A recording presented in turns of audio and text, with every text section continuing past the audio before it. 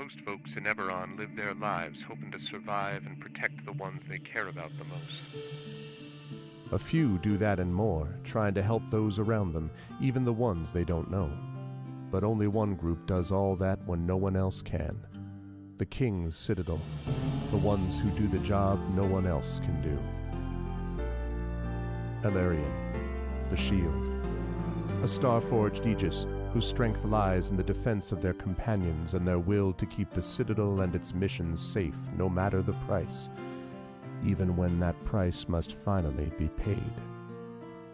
Merime, the Sword, a Kalashtar bard whose dreams predict doom and disaster, and who has touched the mind of a god. Her skill in battle, insight into the hearts and minds of those she encounters, and love for her sister in the Citadel is more necessary than ever, if her divinely touched spirit does not waver. Tantan, the Brain, a dragon-marked human artificer whose jovial demeanor conceals a deep curiosity, razor-sharp intellect, and long memory.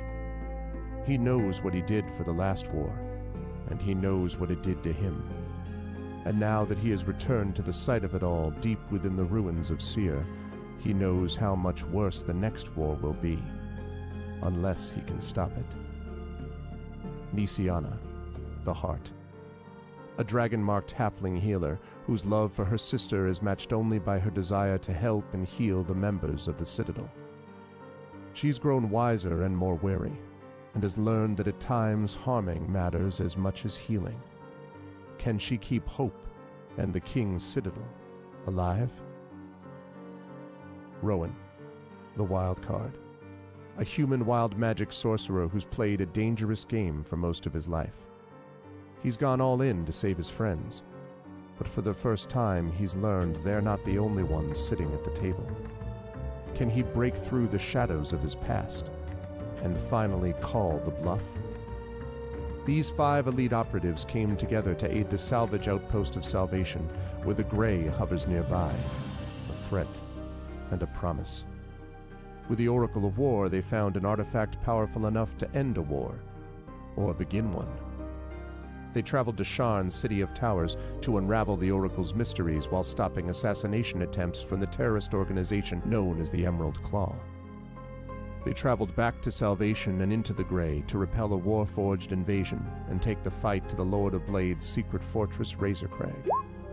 They paid a heavy price to rescue hostages from the fortress, and the Lord of Blades escaped into the Grey, seeking a way to create an army of Warforged powerful enough to crush the 5 nations of Corvair. But the Citadel had more immediate problems, the Emerald Claw, and a looming war. At the same time learning that the Lord of Blades seeks the Oracle of Bones to create his invincible army. Now the King's Citadel is in a race against time to unite the 5 nations and stop the Lord of Blades before he can turn his full might against all of Corvair. They've saved Salvation, navigated Sharn, prevented disaster at Razorcrag, stopped the war with Thrain, and thwarted the Emerald Claw. But can they finally unlock the Oracle of War's secrets and defeat the Lord of Blades?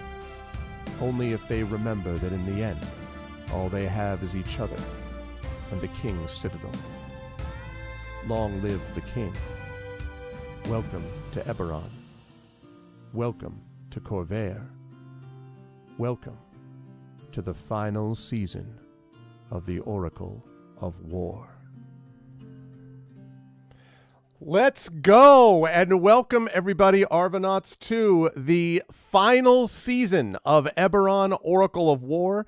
I want to thank once again Wholesome Horror Gaming, Peripheral Mike Smith, for doing that absolutely incredible video, and I cannot explain how awesome it has been to have that stuff on board, and to have him. This was an idea that he and I had way back when we first started the campaign of what if we did this as seasons? What if we, had each of these seasons have its own video with that same awesome music from Chrono Wolf, and that is what what we have done, and it's been awesome to watch it develop over time. And so again, shout out to Wholesome Horror Gaming, and thanks to all of you whose financial support has made it possible for me to pay Mike for each and every one of these videos. Just super, super awesome, and I'm really glad that it came together the way it did. And yes, welcome to day 76 of D&D with INB. This is the premiere of the final season of Eberron Oracle of War. This season is called The Flames of War, and part 1 of The Flames of War is called The Final Tribute. That is part 17 overall, as you can see, of the Oracle of War. But before we go any further with that, just a couple of reminders about ways to support the channel. If you haven't done so already, please follow the channel. Please check out our YouTube with !ArvTube, and please do join us over there on the YouTube channel. Again, subscribe to us there. Every new subscriber is a new record, so please join us over there. We really appreciate that. It's free for you to do, but it really helps us out, so please do that, and thank you. !ArvCord is our Discord channel where you can hang out with the Arvanauts in between streams. Twitter is !ArvTweets, but I hope to be leaving that hell site behind soon, and !ArvSky will make that possible. Blue Sky is where I want to be spending my microblogging time now, and so I am only about, I think I'm at 911 followers now, so I said that when I get to 1,000 followers on Blue Sky, then I am going to lock down my Twitter and I will not use it anymore, and I will only be using Blue Sky going forward, so please join us over on Blue Sky, !ArvSky, and don't forget as well to check out the DM/GM tip show known as Gen GMs, which I do with one Mr. Zach Clay, !Gen GMs for details about that. Website for this, arvanellaRun.com. Financially, !Arv Shop is the merchandise area. You'll see myself and I think a couple of the others repping the Infinity and Beyond shirts today. You can get this too, these two, and you can also support the channel when you do that. Also, the Patreon, !ArvTreon. We want to get that over into triple digits. That really is the financial backbone of the channel, and it is what makes it possible for me to be able to do things like pay for that awesome video that you just saw. So again, !ArvTreon would allow us to do that. Please join us over there. You can get cool stuff for yourself and cool stuff for the channel. And also please consider subscribing to the channel, as Trendane was kind enough to do, has done so for 78 months, which is freaking unbelievable. 6 years, 6 months, has been supporting the Patreon during that time as well. So Tren has really been a big supporter for a long time. So I'm very grateful to Tren. You can do like that. You can be like Tren. You should be like Tren. You could be like Tren by supporting us by subbing to the channel. So please do that and get those custom sub badges and emotes to use here, there, and everywhere across Twitch. If you have not done so already, please consider supporting us on the publishing front. !Icarus, my graphic novel from Athos Arts. !Library, that's my Tales and Tomes, The Forbidden Library. My 5e adventure and sourcebook from Alligator Alley Entertainment. And Greyshade, that is my Greyshade IP. Greyshade Renegade Heretic, the print books from Athos Arts, available there. You can also get the audiobook of Greyshade from our very own Trent Sparks. And a reminder that we have recently announced that the last 2 books, audiobooks in that series, which will also be narrated by Trent Sparks, are going to be coming out through Athos Arts. That's Renegade and Heretic.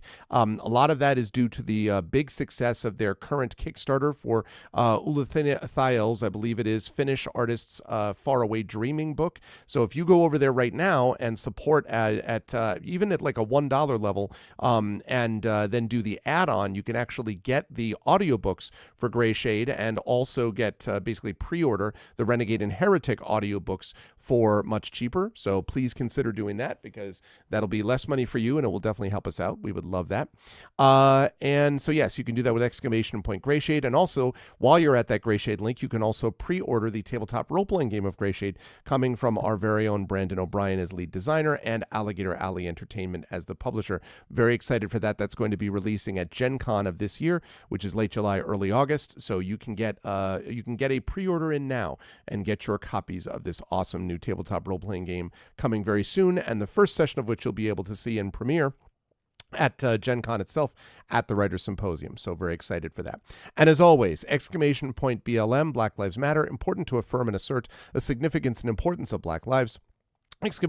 Help Now. That's a World Health Organization page on suicide prevention. Important to reach out to others when you need help and reach out to others when they need help as well. And Ukraine, UKRAINE, to help the people of Ukraine as they fight back against an illegal and illegitimate war with bravery and courage, and send the message we will do so for others in that situation in the future. And so I am going to unmute myself and let the folks know we're ready to go, and apologize if I interrupted any of them because I couldn't hear them. And then I'm going to unmute always them. Arv, always. And then I'm going going to at last head over to Reveal the Crew, which has just for the first time seen the video that you all in chat have just seen of the final season, which was a little bit of a challenge, I will admit, to do the voiceover of summing up 16 plus levels of play so far. And the guy at poor Wholesome Horror Gaming was like, he's like, so I needed to cut a little bit of your voiceover because there was. I'm like, I know, but like there was so much to summarize. He's like, oh, I don't blame you, but we did need to cut it back a little. So, but anyway, but I was very happy that he was able to do that video, and I hope the crew was as well. It is wonderful to see these lovely folks here for season 6, the final season of Eberron. So I will start with the gentleman at the bottom left of the ziggurat, with the light shining through the window and so on. And I guess I would say, in the spirit of the day, happy No More King's Day. And Tren, how's life in the universe with you, and who are you playing today? So there's this thing. Yes, I've heard this story. Yes, this check that I'd been waiting for so long. Oh, it showed up. Oh, wait. Oh, that's exactly what I did, though. I was like, oh, and he's like, right. Wait. So I took it to my bank and I said, hey, you got this check. Here's what I'm worried about. And so they went and they checked and they're like, okay, so there's a few things that are suspicious about this. I'm like, I know. That's why I'm here. And they were like, okay, so this number doesn't match with this thing and this thing. So what you'll need to go and call these people and double check and make sure that the funds are available. Okay, fine. So I went, came back home, and I called the number that they had given me and got to the phone tree, and it said to verify funds on a check. And I hit the thing and like put in the account number, and there are 3 numbers across the bottom of the check, and none of them worked. And I was like, woo. And so the next day I went back to my bank and I was like, none of these worked. And they're like, okay, well, let's do this. And I said, okay, all right, I'll go back home and I'll check. And in both cases, I was like halfway home before I remembered that I had my cell phone in my car. I could have just called while I was down there, but whatever. So I finally called. And there are 2 banks, basically. There is the remitting bank, the remitter bank, and then the bank that actually issued the check. So I called the remitter, and they were like, oh, wait, that's a Cadence Bank check? You have to call them. They're the ones who actually issued the thing, so they will know when it's okay, fine. So I called, and this lovely lady named Rachel answered the phone, and she said, okay, what's the check number? And I gave the check number. She said, what's the amount? I gave her the amount. What's the date? And I gave her the date. She said, can you hold for 5 minutes? I said, sure. She came back on 2 minutes later. She said, we never issued that check. And I'm like, thank you. Wow. And I hung up. Oh my God. Absolute scam. I still don't get. What are they getting out of So this? what It's if you very find involved out scam. What I mean, happened? What I don't get it. Did you don't write to Getting them? free audio? They initially, like 2 months ago, sent me an email saying, hey, we want you to do this voiceover for this seminar thing on teen depression and ADHD and suicide and stuff, prevention, recognizing the signs and symptoms and how social media affects it. I'm like, I would love to do this. This sounds like something I would love to be involved in. And they're like, okay, we'll pay you this much. And part of my brain was like, that's like 10 times more than would be required for me to do. Fuck it, if they want to pay me, sure, I'll take it. But that's way more money than they should have to pay for something like this. So that was my first red flag, was the amount of money that they were offering. But as my housemate and I were talking about it, it's like, what could they possibly get out of it? I mean, if they got my home address, which is why I got the PO box and had them send the check there instead of here. And then it's like, if I like deposit, if they sent a check and it was for too much, and they said, no, wait, you need to send this sum back. And I sent it back, and then like, it's some convoluted bullshit I still don't understand. Whatever. They didn't get me. But I was down at my bank when they had started, because one of the other things that is usually a good indicator of it being a scam is they will try to push you to do it very quickly, to do everything as fast as possible. And they didn't do that until I had to check. And then they're like, so have you deposited yet? I said, no, I told you I will let you know when I've deposited and the funds clear. And so the last time I was down at my bank, they sent another email saying, hey, are you alive? We haven't heard from you. And I got back and I discovered that it was a fraud. And I said, yes, I'm alive and I'm holding a fraudulent check. Nice try. And I said the thing, and I haven't heard from them since then. Amazing. So, it's weird how that works. That's Shocker. terrible, though. Yeah. That's okay. That is why I have what is that site? Coffee. That's what it is. We have a coffee site, and my birthday's next weekend. So if you want to get me something, just send me some cash. It's no big deal. Put that link in the chat. It's in my well, I could do is that, it? I guess. It's in my Blue Sky thing. Yes, but it's not in our chat. That's Yeah, not here. That's not I know, Here, sir. I caught up eventually. Sometimes I'm slow on the uptake, upkeep, upgive, give out, whatever. I'm playing Tanton, a dragon marked human artificer from the House of Making. Poor and tortural and sultan. No, that's not right. Okay, whatever. He used to have a mechanical good boy named Spanner, but Several iterations of it. And he hasn't had a chance to make a new one yet. And I thought, hey, I got creation as a spell, my first 5th level spell, and artificers only go as high as level 5 for spells. And I thought, hey, I can use create to create anything I need. And then when I read the spell, the more exotic the substance that I make, the less time it lasts. So if I make like wood or stone or something like that, it lasts for like weeks or months. But if I make something that's mithril or adamantine, it lasts like a minute. And it's like, well, So you're that's like, not gonna look, help everybody, me. it's the new Spanner. Yeah, it just falls apart. It's like, I'm gonna name him Jenga from now on because he just falls apart. I think Tinker Toy is perfectly appropriate. Right. Yeah. Yeah. Anyway, yeah. So Look, it's off-brand Lego. Duplo. It's like Hydrox being the off-brand. Yeah, I think Hydrox was first, but whatever. Yeah. Well, it is very cool to have you with us as always, Trent. I'm glad that you did not get taken in by the scam. I'm sorry that the scam was even attempted, and people should just be paying you, because to do amazing work without having to scam. Do not scam this man. Do not try to scam this man. But it is always a pleasure to have you with us, and also a pleasure to have Marie Bilodeau with us, who has joined us from the Great North. It's good to see you, Marie, as always. And yeah, again, happy No King's Day. And I have to be careful because if I say no more kings by accident, that means that I'm condemning one of the people that wrote songs for this channel, whose band name was No More Kings. So listen, it'd be great if we could have a day for them, but I don't think that's the case. So just happy No King's Day. And how's everything with you? And whom are you playing? And since we heard about creation from Tanton, actually, I should ask this very quickly of Trent. Rolling. Yes, exactly. Hit points. Exactly. I will be rolling. Yeah, let me do that, and then we'll come to Merriman next. I'm currently at 127. Is that correct? That is correct. All right, here we go. Hey. Plus 10, so That's 137. 137. Wow. Okay. And you are maxed out at that amount, we're going to say, and you have a hero point to begin as well. Lovely. Okay. And I guess that the thing you wanted to highlight most of all was that creation spell, or anything else cool you want to highlight at 17, Trent, before I move on, and we'll do that for each person. I believe all of our proficiency bonuses go up to 6. Mm-hmm. Yep. So that's good. Nice. Yep, that's good stuff. Which is why my spell save DC is now 19. So save against this. Fortunate, the first 2 enemies you face have a plus 15. Okay.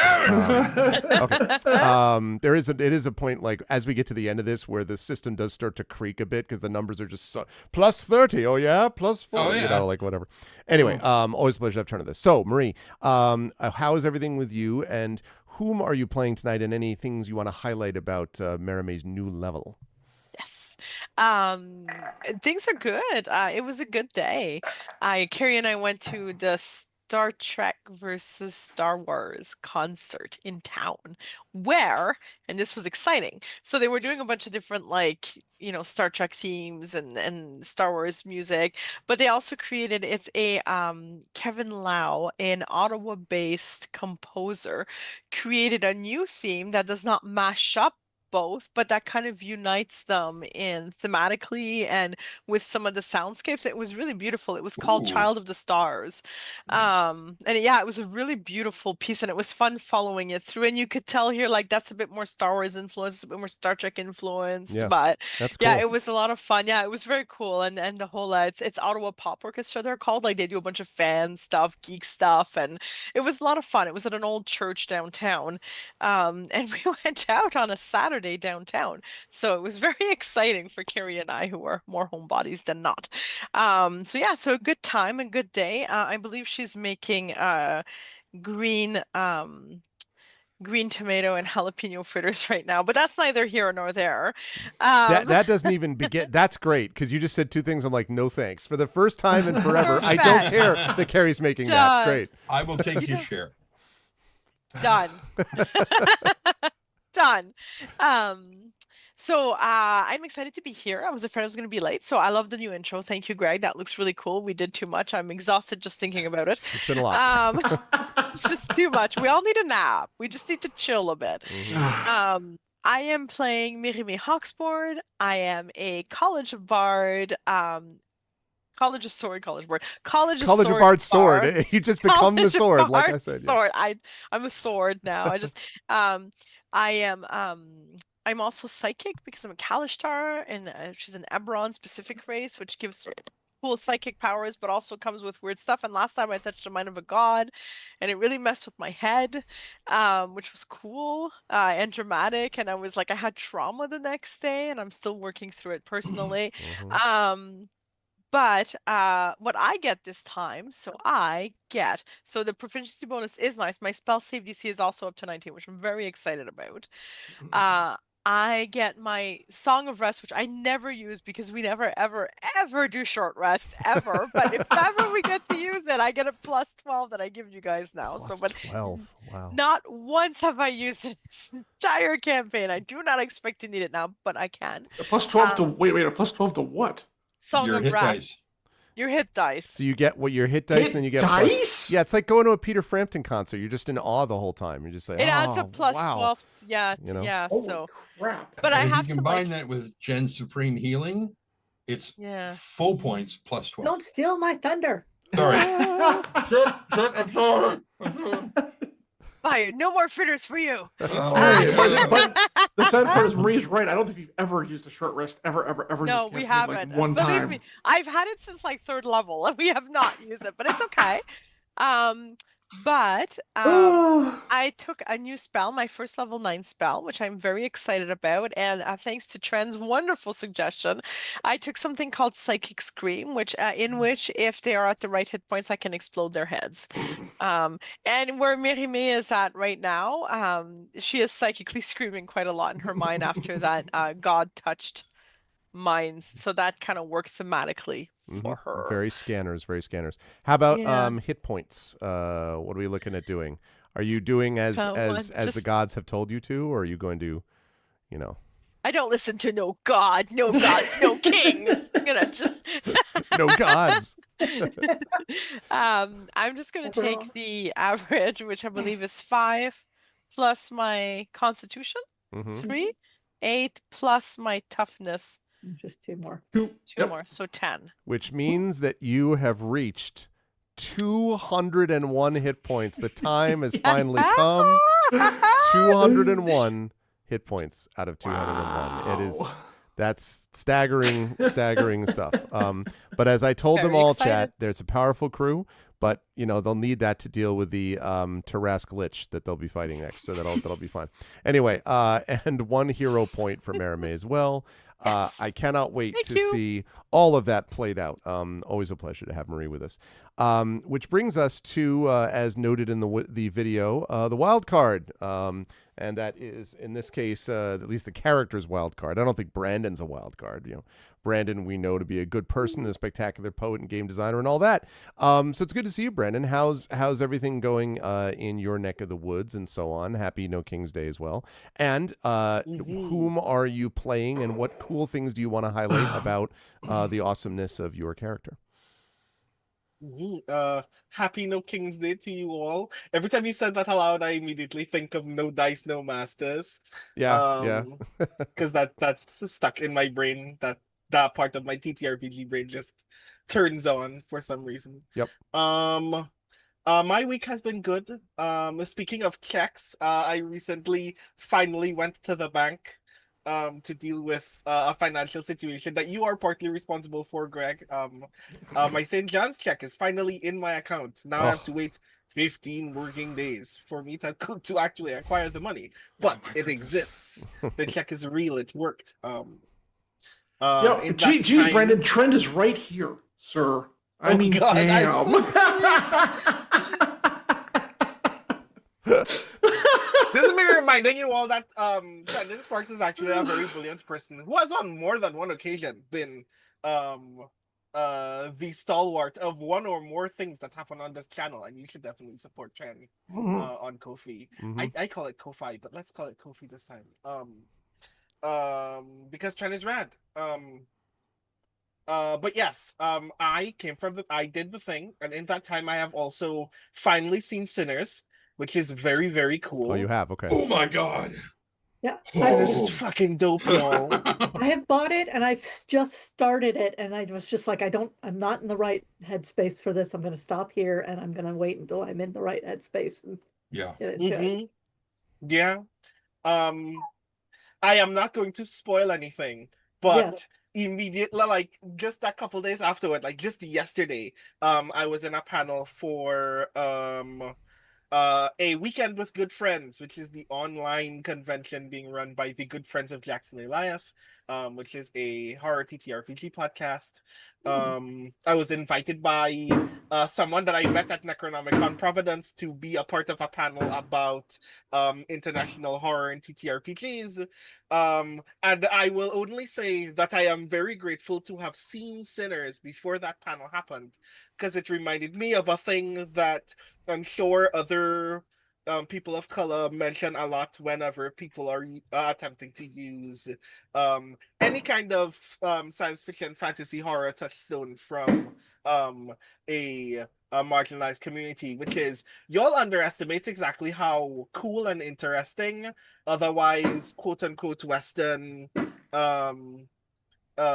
media fantasy touchstones are, because Sinners made an entire theme out of a core element of the vampire myth in a way that I thought was perhaps one of the most impressive things that I've ever seen in a horror movie, full stop, thematically.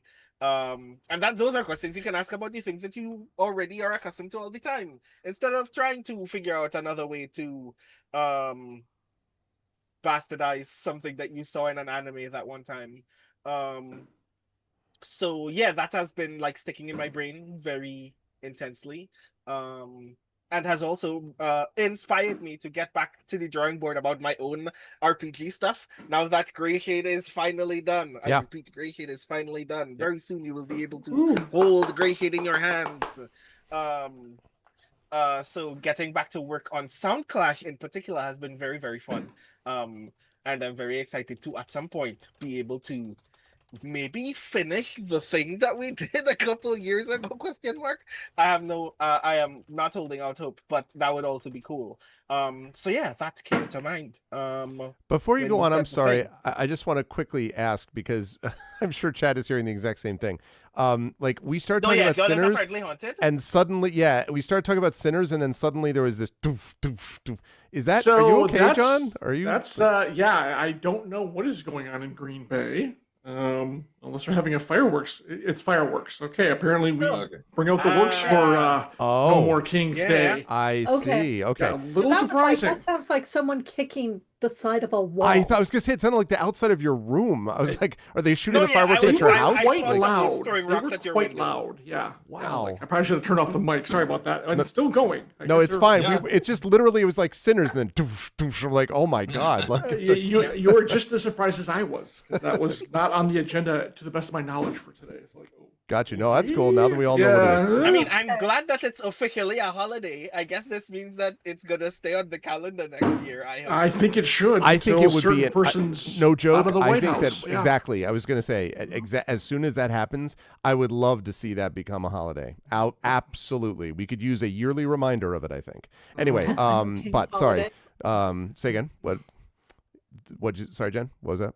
A no King's holiday. No King's Holiday, yeah, absolutely. Yeah. But not Kings County because that's fine. I don't want anyone in Kings County to be cast aside. Anyway, but sorry, Brandon, go on. I just want to make sure that John was okay and was not going to be taken from us in the next 5 seconds. Yes. So, but anyway, that is pretty cool though, and I've got to make sure that is there going to be a recording? Is there like after the fact of that? The video is already on YouTube. I Oh, will it is? look for it and make sure that it is in the chat. Yeah, shortly. I'd like to check it out. That'd be cool. Yeah, because it's me, Pam Punzalan, Liam Stevens, Perry Clark, who is not only a very talented podcaster and actual play performer, but is also a licensed therapist as well. And I am forgetting his name. James Mendes Hodes, who is another TTRPG designer as well. So Very yeah, cool. that was actually really brilliant, and I will make sure that video is available for folks to see because that was really cool. So yes, I am Brandon O'Brien. Tonight I will be playing Rowan Shallow, a wild magic sorcerer whose wild magic is gun, and who is the softest person here. Now that I've been reminded that people are in the low 200s of HP, because now I have to roll 1d6 plus 4 to see how much more HP I get over 91. I want to see this. So you're still on, even if you maxed out. No, if you maxed out, you would. You can go to triple digits. You could do it. Can happen. You could do it, buddy. Yep. You can do it. Come on. Yep. I have faith in you. Yep. Oh Go, let's go. 1d6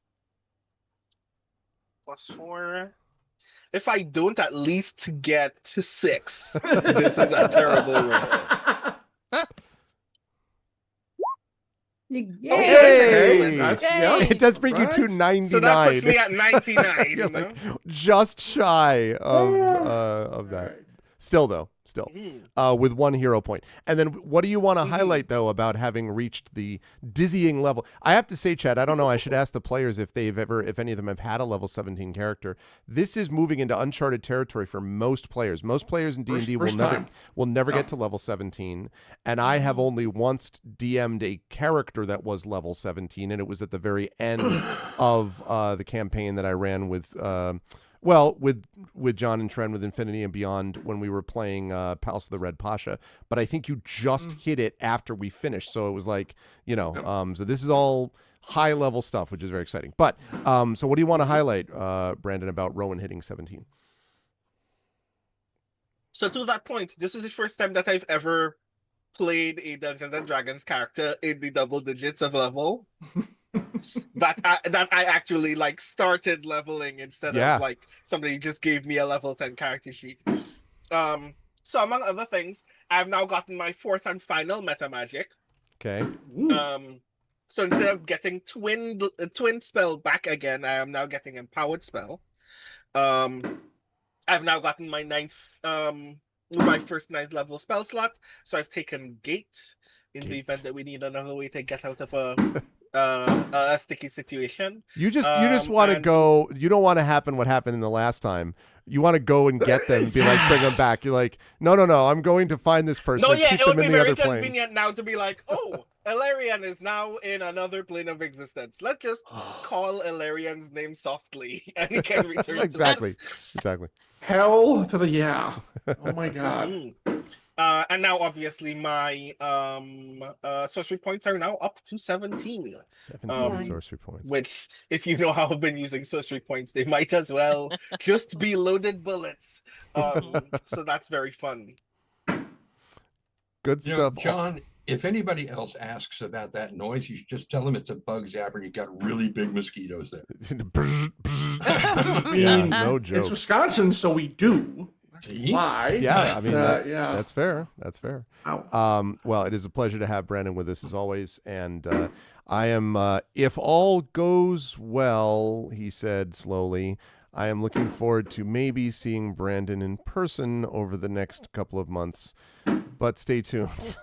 But hopefully... One minor update, but still we are all crossing all of our appendages, but I have to update you about the thing person. Oh, okay. Yes. But anyway, always a pleasure, Brandon, and I'm excited to see what Rowan gets up to. That leads us to, of course, Jennifer Brozek, who is living safely in.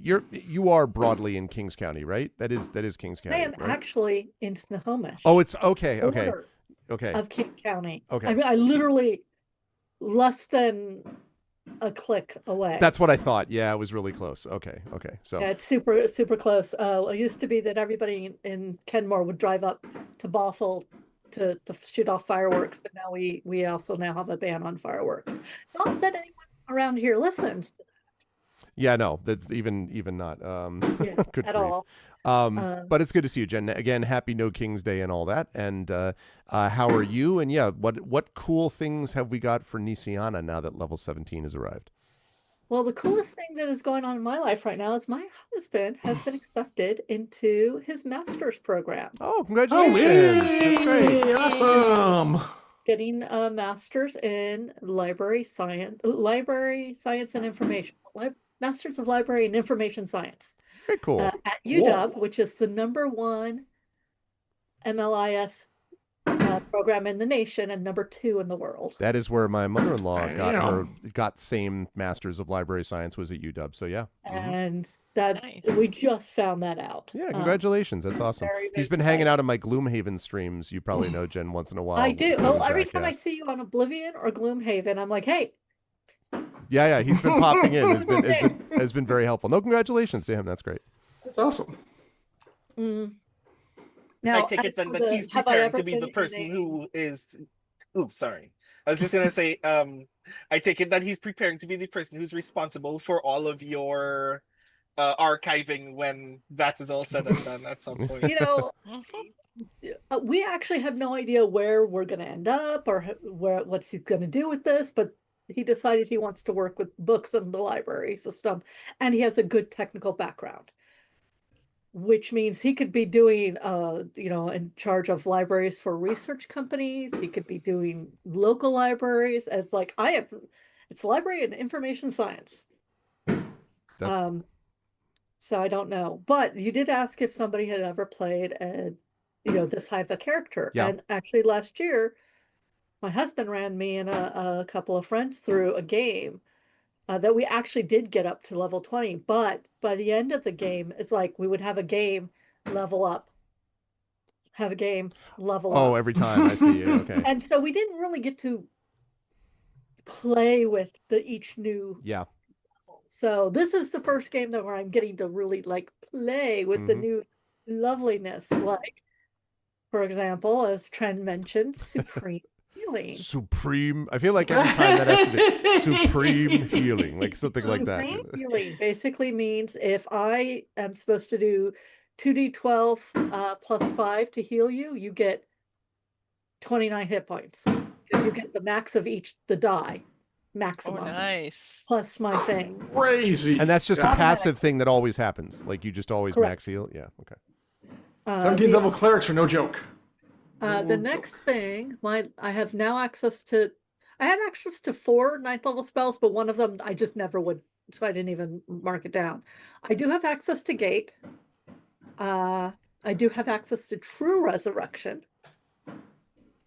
But the one that I'm probably going to keep on tap is Mass Healing. And y'all, did it go Yeah, it through? does. That's enough to see. You restore up to 700 hit points divided as you choose. So you overheal Rowan. He's just too much healing. I'm never dying again. It's just overflow. Give me extra hit points. It is basically Battlefield heal Yeah, that's awesome. within 30 feet, I think. Is it 30 feet or no, within 60 feet? Yeah. Mhm. And I can cure of all disease and any effect that makes them blinded or deafened. And of course, except for Spanner, because Spanner is a construct, which makes me very sad. I will be rolling the 1d8 plus 4 for I my love hit it. points. Oh, okay, let's do that. I rolled a 1 again. I will Oh, accept it. I'm going to hold on to my hero point, so that'll put me at 146. 146. Okay, so two things I want to note quickly. So you're at 146 out of 146. First of all, imaginary exponent, yes, the original 2014 rules, when we move to the next campaign, as I bring in new campaigns, we will do the 2024 rules at that point, and we'll sort of shift over. Also, they've just started to shoot off fireworks here. So apparently it's spread here. So now we got fireworks going on everywhere. I hope they don't do it here because we haven't had any rain. Yeah, well, we've had here actually we've had pretty much nothing, but it was all raining all today. Today they'd have a lot of work to do to actually set anything on fire here. But yeah, no, I wish the same thing. I don't want any more fires your way. But anyway, yeah. It's been very rainy. But anyway, that's the answer to that imaginary. So yeah, that healing is going to be super legit. And of course, you don't have to worry about that negative energy thing anymore. Either, Jen. So there's that. So that sounds pretty awesome. 146 out of 146, 1 hero point. I am excited to see how that all comes together and the learning process of harming and healing. We'll see how Nisiana balances all that in her mind. I still have access to harm, and I still have access to sunburst and holy aura, and I really, really, really want to use divine word at some point. That's yes. I want that. I also want that just so I can actually be like, and the word is, just that's all. I'd love to actually divine word. Anyway, but always a pleasure to have Jen with us and to have Nisiana with us. Oh, one other thing. Oh, yes, please. I won the artwork from Grace P. Fong in the Sifwa Silent Auction. Oh, nice. And I'm going to have her do a version of Nisiana with her full aura going. Oh, that's so cool. It's to order? Oh my God. Is that it is? Cool. It's a custom. Wow. And so I'm going to do the dragons and have her do it all. That's slick. When that's done, Jen, would you be willing to could we actually show it on stream, put it up as a graphic? Absolutely. Okay. I would have no problem with that. It just, I had no idea how long it's going to take for her to do. I just know that I want it, and Grace and I are friends, which is one of the main reasons I'm like, I'm going to win this. I'm super excited. That's awesome. That's awesome. And I was like, Nisiana has been my main character for so long. I'm like, it's got to be her. Yep. It's got to be her. Yep. Awesome stuff. That's really cool. Excellent. I am excited to see that. We have had several of those moments in this campaign chat, like the coolest thing ever, like having light and passion and campaign inspired dice sent to us and all that was really awesome. And obviously we've had the shirts, which I think has been cool too. But having something like that would be pretty slick. Being able to see, that from one of the characters would be really neat. So very cool.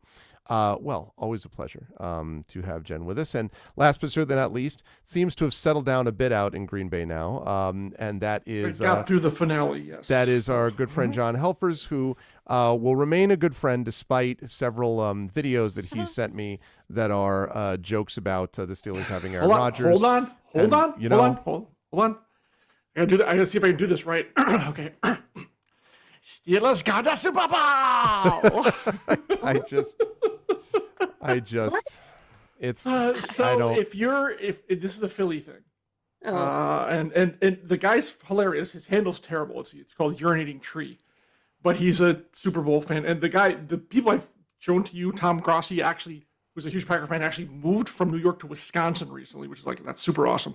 And then the other guy whose name I can't remember, but he's also very funny. I just can't help tweaking Greg a little bit because it's so funny. The Jets went through this, and now the Steelers are going through it. So, I hope you're prepared, buddy. I hope you're prepared. Life is suffering, John. Life is suffering. Look, go through the 5 stages with him. I think it'll really help you out. Yeah, I know. Yeah. That was very funny. And, it's a hoot. It's a hoot. But all in good fun, of course. Look, maybe he'll turn it around.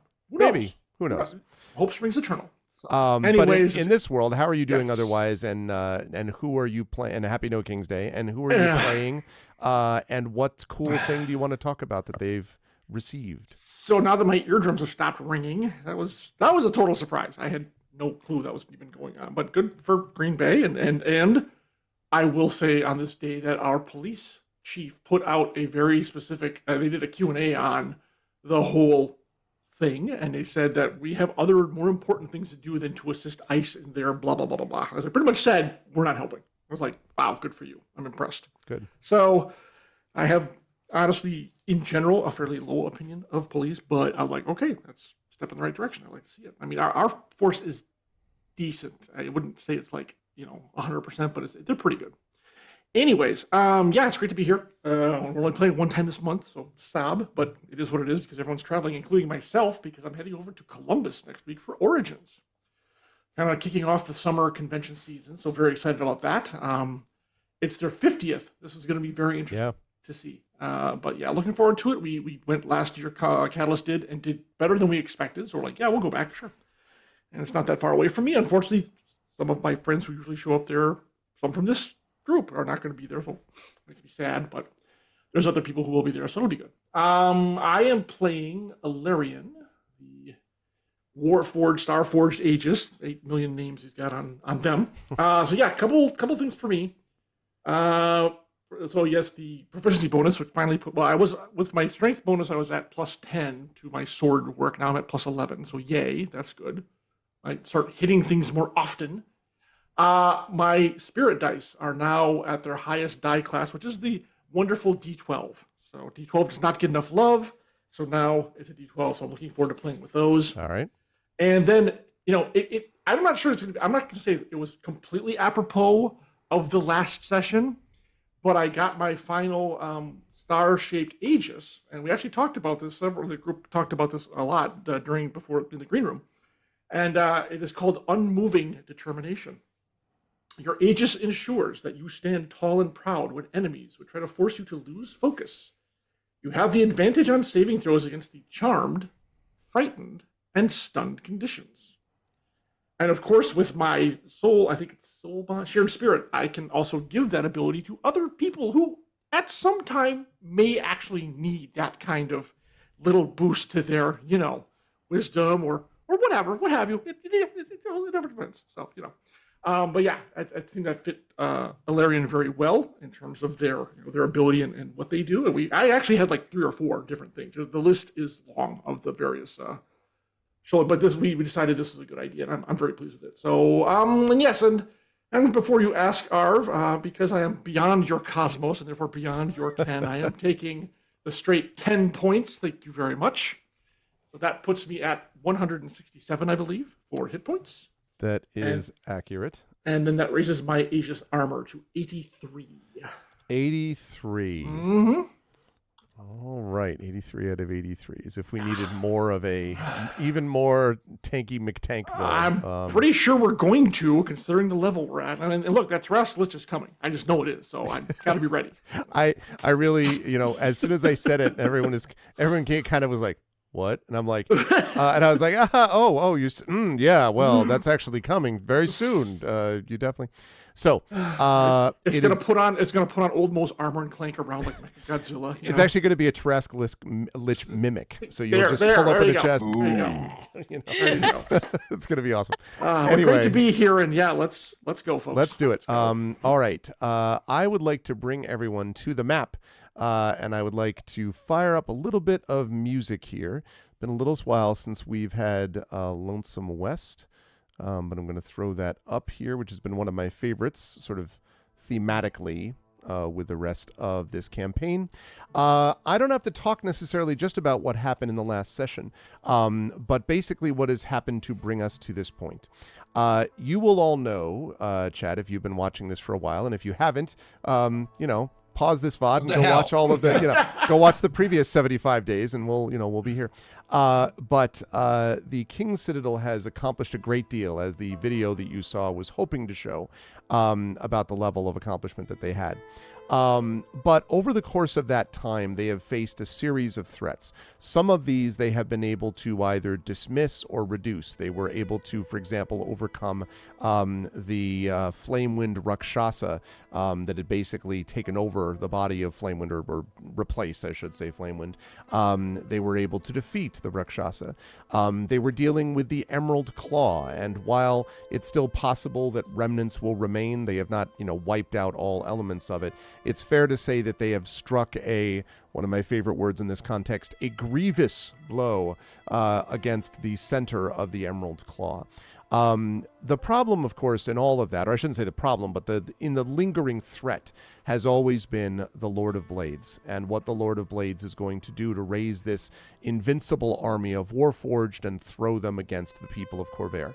What the King's Citadel has discovered over time is several things. First, that the Lord of Blades is planning to do this by finding the Oracle of Bones, and that the Oracle of Bones supposedly can be found somewhere near this Forge of Making. And if the Oracle of Bones, using the Oracle of Bones to find the Forge of Making. And if the is able to find that, then the Lord of Blades can turn out this incredible army of Warforged that will A, be more powerful than Warforged normally, and B, will be sort of never-ending, right? Just a constant sea of Warforged, and that would be very bad for everyone who is not allied with that group within the Lord of Blades circle. So that's the first thing.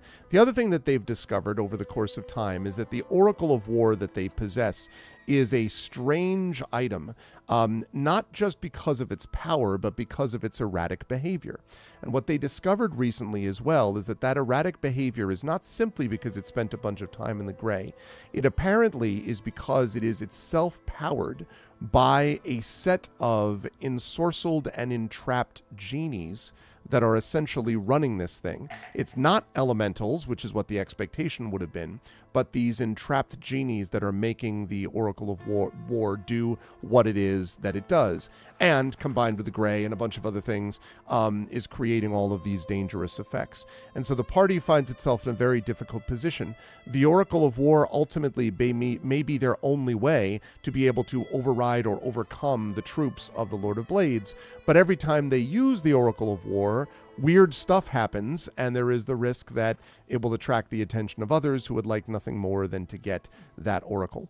And so it's with that sort of context and that background here that we begin Season 6, our premiere of Season 6, called The Flames of War, with Part 1, which is called The Final Tribute.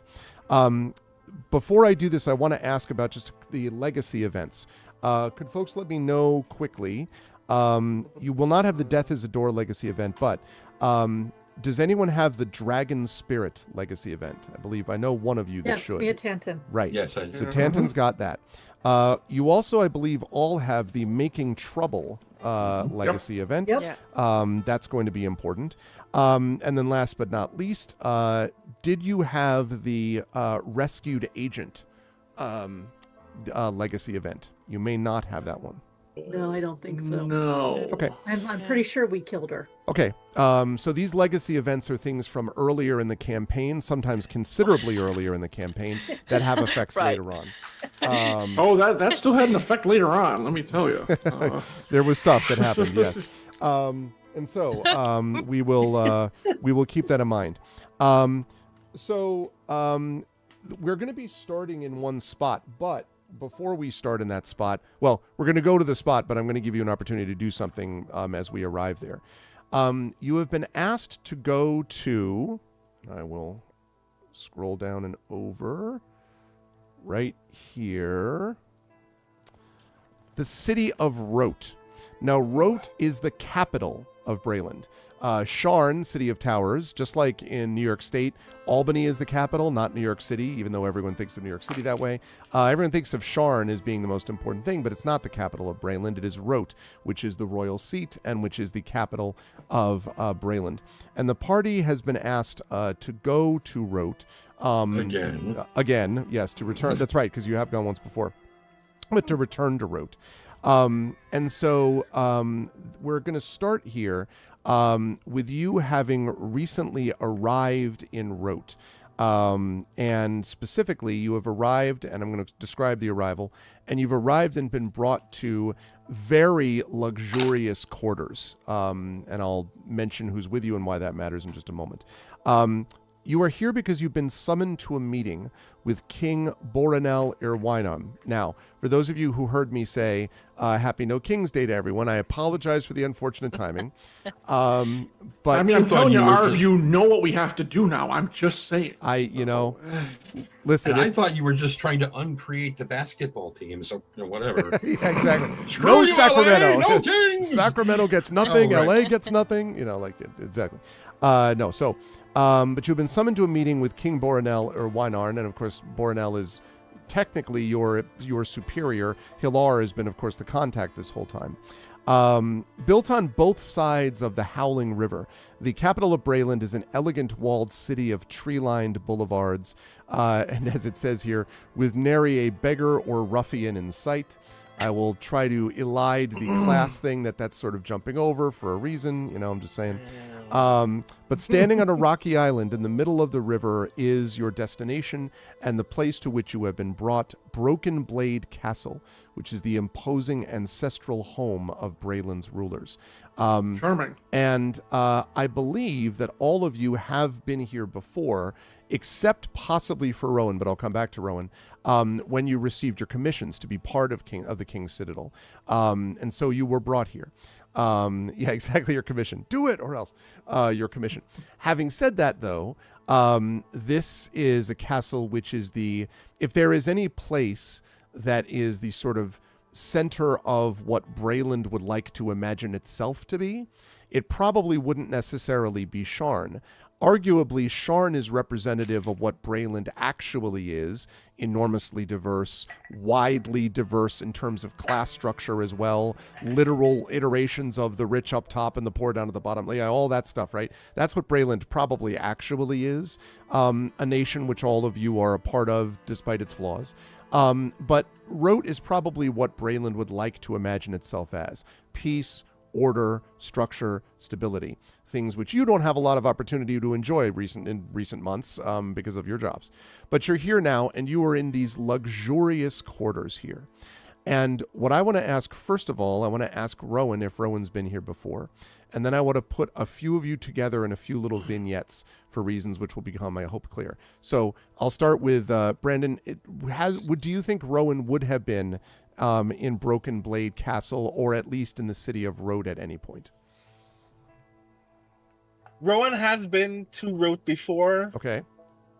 Rowan has run many a con here, most of which has gone pretty terribly. Dear. I'm pretty sure one of the last times I would have actually attempted to run a grift in Rote was just after I would have, I have been here sometime just before having lost my arm. Ah, okay. Okay. Did you lose your arm as a consequence of something that happened here?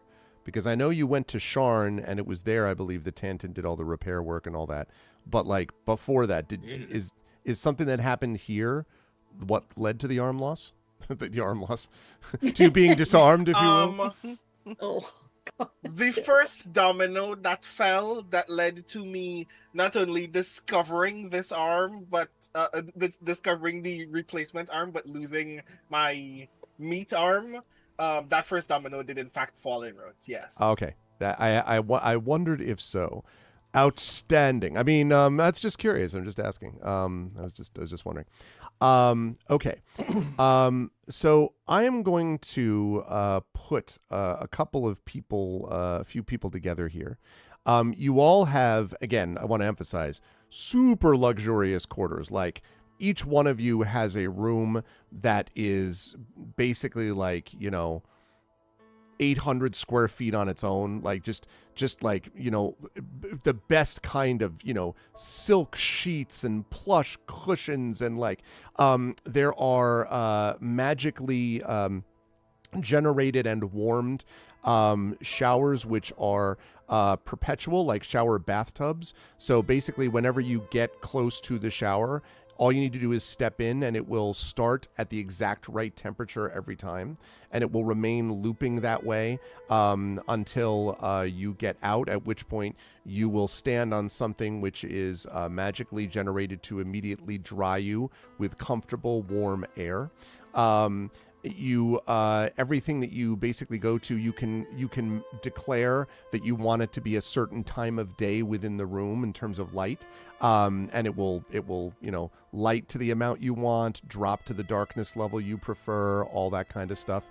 You can call for any sort of music to be played within your room, and it will magically begin to do so. This is like top level stuff, and don't get me started on the food. I mean, room service is free, y'all. Okay, like it's the best, right? It's very similar to what Marie has planned for CanCon. She's told me. So there's all that. Anyway, so that's sort of that's the situation that we find ourselves in. You'll all be able to talk to whoever you want after I get through these little vignettes, but I want to put here first of all, Rowan, I want to put you with Ilarion if I can. And you and Ilarion are basically in this common area, essentially, which is in between or sort of in the center. You've been in something like this before. We had a common area and you had rooms all around.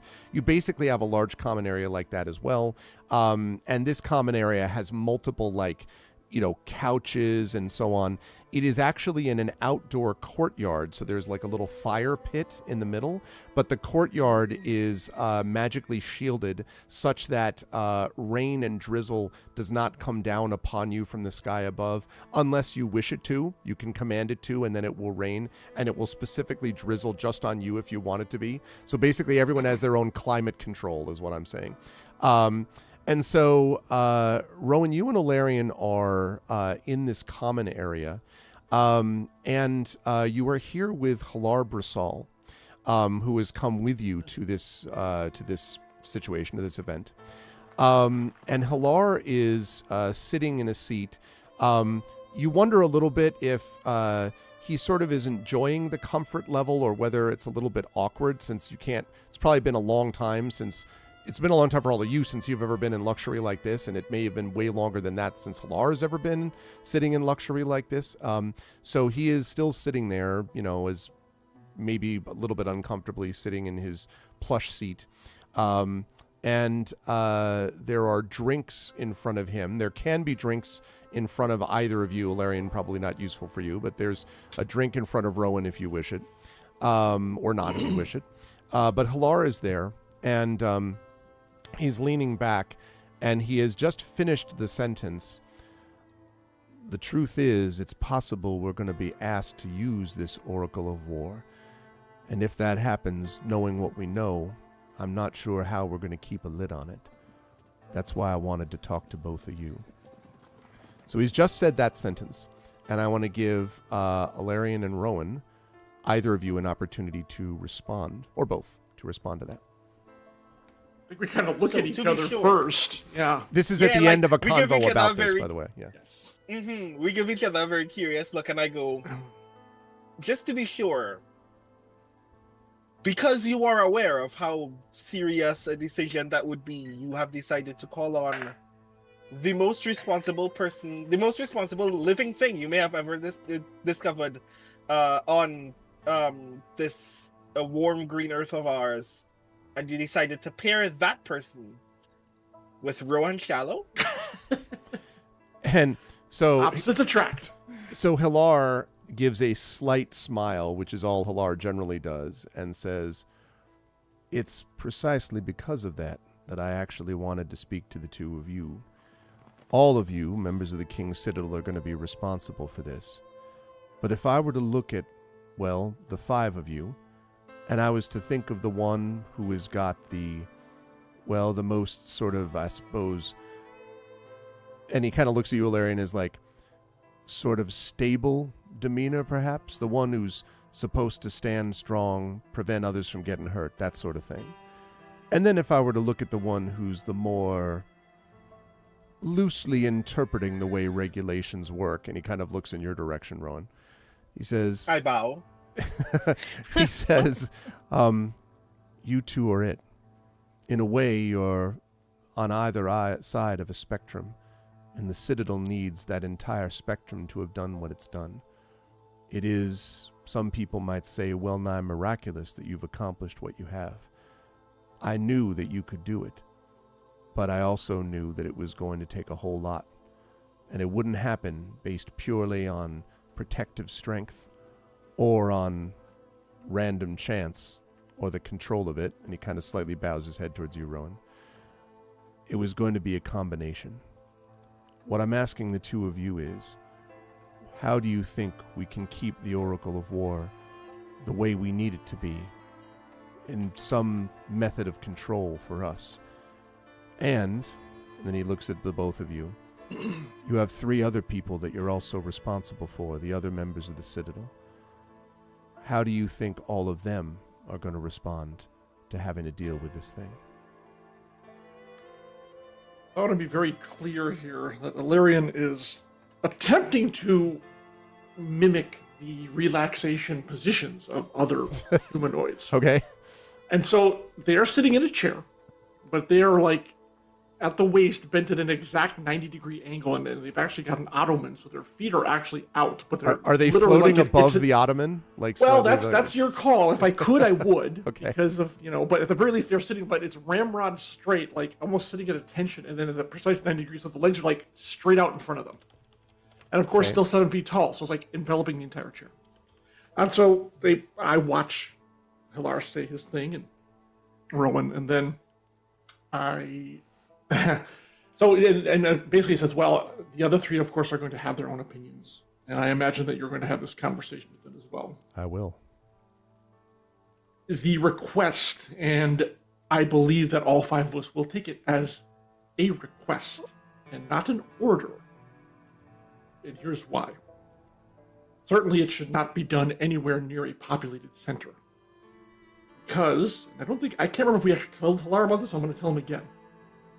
When the Oracle is utilized in any way, assuming we even think to agree to do so, and I'm not sure we're going to, when it is used, it sends out a powerful magic, it becomes a beacon for things that people do not want to encounter.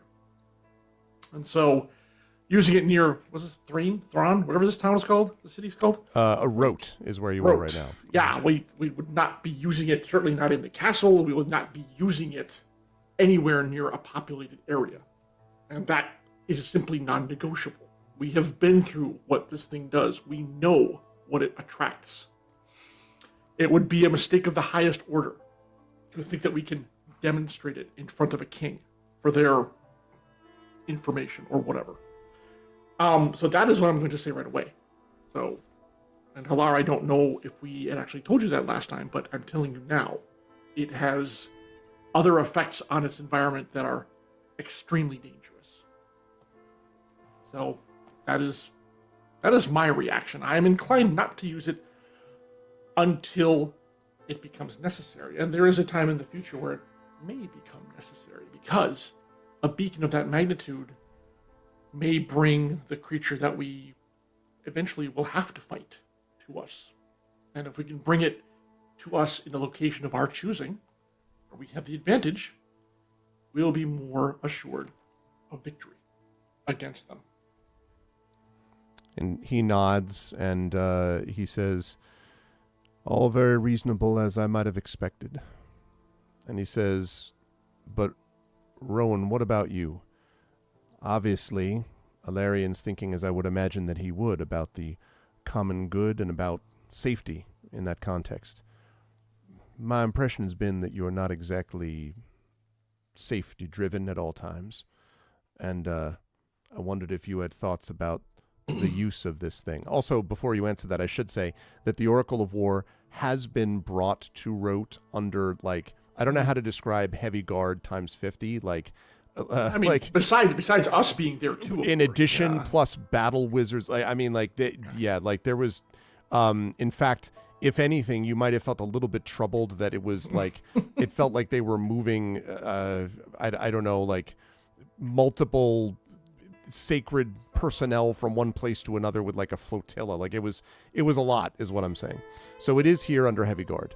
And in sort of direct surveillance also by all of you, insofar as like it's basically in a room off of this same common area. And the like some of the advisors to the king were not wild about that idea, and they basically got overridden, as you understand it, by the king, who more or less said, I want the King's Citadel to decide how this thing needs to be protected. And so they were like, okay, yes, sir. So he asked you that question, Rowan, about like, what do you think about this? All right. Here's what I think. You are halfway right when you say that I'm not safety oriented. I'm somewhat volatile. I like thinking on my feet. One of the things that I'm not is unnecessarily reckless. Hilarious head just kind of swivels over to him for a second and just looks at him for a long moment and then turns back to Hilar. I turn to Hilarion and grin and say, by which I mean there are certain risks that I am willing to perfectly foresee for myself once I know that everything is in place specifically for me to get exactly the end that I want, no matter what I've temporarily lost. I try as often as possible not to go out of my way to lose more than I'm willing to lose. I try to go out of my way to make sure that I'm not doing that to innocent people as well. When there could be someone I could get all of those stuff from in the interim. It is well and good for us to process what we can do with the Oracle for the purposes of defeating the Lord of Blades and all of the other myriad enemies that we've apparently made in the last few months. But you're asking us to possibly field test a very loud gun full of ghosts in a room full of people who will definitely die if it goes off. And you already know what I'd do, sight unseen, if you had asked me this question the very first time I met the Oracle among you all. And he sort of nods and he says, that is reasonable as well. I suppose I'm asking all of you because before you meet the king, I would like to know what it is that we're all thinking about, how you're planning to say to him whatever it is you're going to say. I know that the king is going to be investing you in something very significant, and it's something which is going to require the highest level of sensitivity. That's one reason why your knowledge of the Oracle of War is going to be critically important. There's been a lot of movement over the last few months. Military movement, intelligence movement. The Dark Lanterns, I understand, have gone through their own sort of reorganization, probably having something to do with that little spy ring situation you broke up some time ago. And put it all together, and given the circumstances, the volatile political situation, it means that the king himself has probably got quite a bit to think about on his plate. You, the five of you, have become probably the group that he trusts the most. And you are going to be his most central advisors. 4. I'm just along for the ride. And 5. He shakes his head and he says, it's definitely 5. You should know, Rowan, that there were a few who raised an eyebrow when they heard that another person had been added to the King's Citadel without going through the usual processes. But I explained to them that this was a sort of field promotion. It is one that you have repeatedly proven you deserved, as I have made clear. And, in case it wasn't clear to anybody else, he nods slowly, it was also clear to the king. You are definitely a member of this citadel as much as the rest of you. He sort of lowers his head and he says, I guess you could think of this a little bit as the calm before the storm, but it feels like all you've been through is storm. I wish there was a way that I could have slowed it down, or at least given you more opportunities to, well, to process everything, to build. But it's not the way that things work, I'm afraid. Instead, I've had to rely on what I already know all of you are. That's why I'm asking you about this now. And he sort of falls silent and picks up his drink, and as he drinks, you hear a little twitter of a bird overhead, and you see several of the nearly translucent purple and pink glowing birds that perpetually fly overhead through this courtyard, sending down a pleasant music. There's a calming effect just by being in this garden. It's probably no accident that a lot of early diplomatic meetings often take place right here, because the expectation has been people are in a calmer mood, they're in a better mood to be diplomatic with each other. And so he looks at the two of you and says, we'll have to take it easy then. What about how the five of you are holding together? It's been a strain, what all of you've gone through. And from what you've described to me about this last one, I never had the opportunity to touch the realm of the dead, or be as close to it as all you were. How do you think you all came through it? He asked that kind of generally to both of you. Well, it's not something I would recommend to do long term. I think, again, I will not speak for the others. And indeed, if Lar wants to, if he's at all a judge of even myself, because like I just mentioned that, Larian does not show any kind of emotional reaction on his face because it's fixed. There is nothing there, or they don't. Right. But at the same time, they're certainly engaged in the conversation, but they're also a little pensive, like something else is on their mind. I'm just going to say that. And it's not immediately obvious, but Halar knows all of us well enough that he could probably spot it. Not that it matters, I'm just saying. Okay. And then they say, well, it was an experience.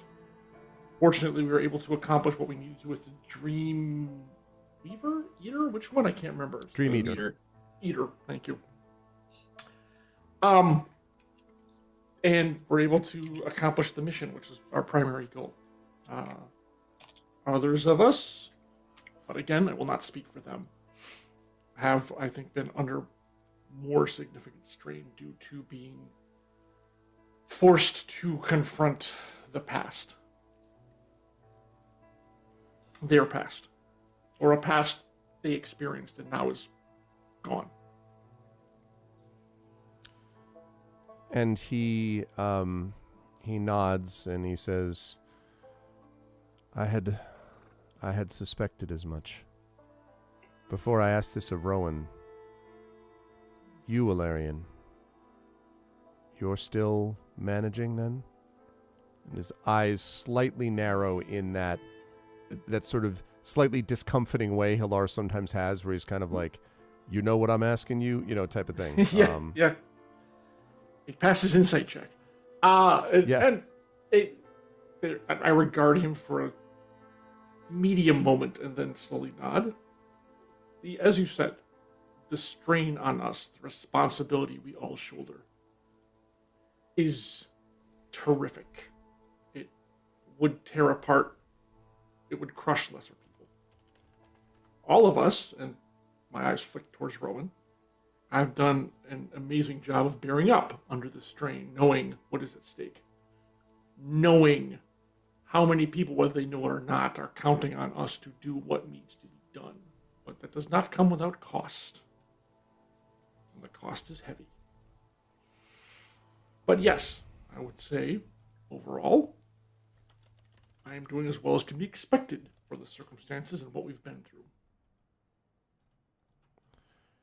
So he sort of slowly nods, and then he turns to you, Rowan, and he says, You're the newest member of the group, but you've been with them for plenty long enough to be able to know. How do you think everyone's doing?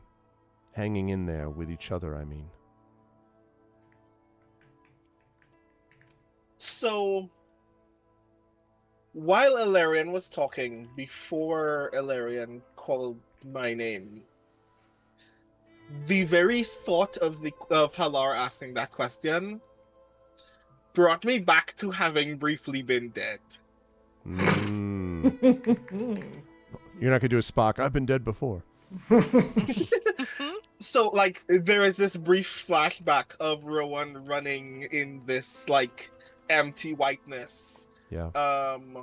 But it cuts from the head-on shot of Rowan just running forward, surrounded by nothing, to a side profile of Rowan running during Stonefire. And then Ilarion says my name, and I snap back to reality. I'm in the conversation again.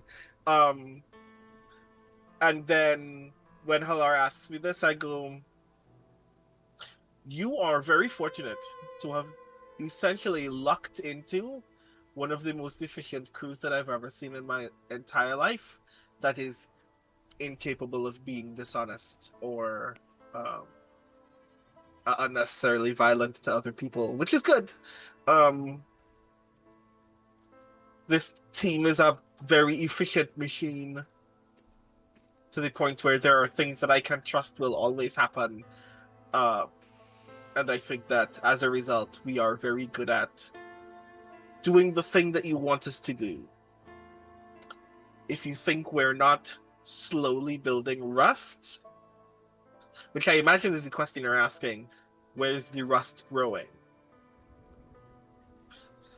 Some of us are having harder times than others. Half of this team is going to need a good long sleep when this is done, but they're very good at doing the thing. I can run on alcohol. Tantan cannot. There will come a point, and we do not have enough time for that point, sadly, where Mia Tantan, Nisiana will definitely need to do anything other than this for the rest of their lives. And he sort of sighs. Sorry, I'm just responding to something quickly.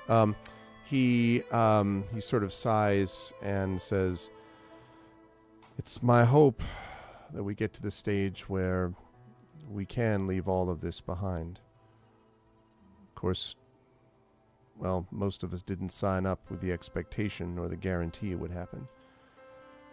I don't know what the end of this looks like, to be honest. I guess for me, I've been moving for so long, it sometimes feels strange to have to stop.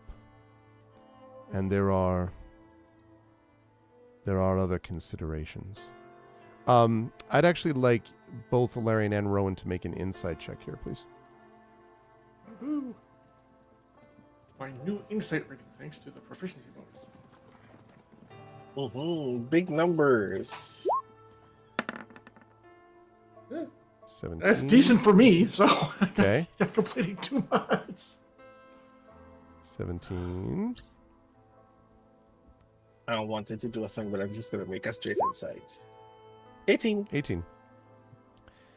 When he says the thing about, that there are other considerations, you sort of, you're all obviously quite familiar with both of you are quite familiar with Halar, and you notice what may seem like his face slightly, he looks down a bit, and you can see his expression tighten a bit. It almost might look like a wince of pain, but it's definitely not physical pain. Like, it's more a memory or a sense of something that it sort of has this echo, I guess, Ilarion, for you of this price to be paid type of thing. And Rowan, for you, there is this sense of wistfulness, maybe longing, right? This sense of like, wouldn't it be nice to be, in a just resting, just hanging out, the way that you've described. And he says, and then he lifts head again, and that expression is gone, and he says, "But in the meantime, I was always trained to focus on the present. Tomorrow you're going to be meeting with the king. He's going to have a lot, I imagine, to say. Again, I don't know exactly what it is, but whatever it is, it's something diplomatic, I suspect, and it's something which, as per usual, only you all can do. But I hope, at least in the week or so that you've had a chance to get some kind of rest, that you've been able to think through, sort of ground yourself for what happens next. This is quite probably going to be the last bit of luxury that any of us are going to experience for a while." Can I ask you a quick question? Always. In the interest of knowing what cards are on the table, I'm sure you've played a card game once or twice in your time. On occasion.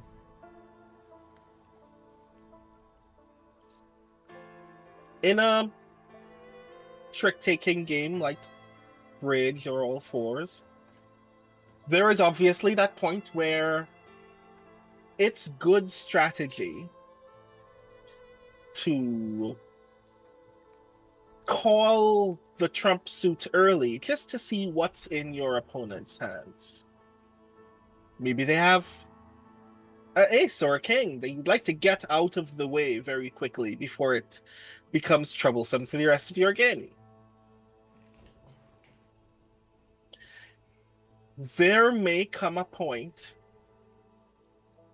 in this big struggle of ours where you will see us, the King's Citadel, have to ask and answer the question, what card are we willing to play knowing that we're going to lose it so we can maintain the upper hand for the rest of this hand? What's that for you? Is it rote? Is it all of Brilliant? How much of this are you willing to have to spend if it meant at the end of the hand we never have to worry about this again? And Hilar sighs, takes a deep breath, and lets it out. And he stands up. And he walks over to the exit out of the common area. And then he stops. And he says over his shoulder, "I don't blame you for not knowing this, Rowan. But I kind of wish that we had. The card that I don't want to lose is the King's Citadel." And he leaves. He likes us. He really likes us. That's my line. See. Now, you might have learned would never say that. I'm saying that as a player, not. I'm going to cut to the other three in a minute, but before I do that, Alarian and Rowan, do you have anything else you want to say to each other in the room on your own? You don't have to. You could just be like, no, I'm thinking look at each other dramatically. Actually, I do. So I regard Rowan for a moment because that was a very pregnant statement he left on. But I do have something to say to Rowan, and it turned out I fixed him full force with my blue star-eyed stare. Why do you keep referring to yourself as our +1?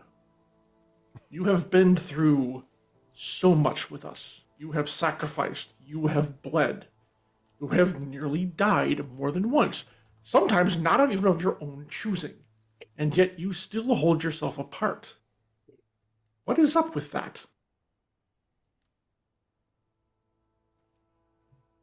You have a mission. I have curiosity. Do you not have the same mission we do?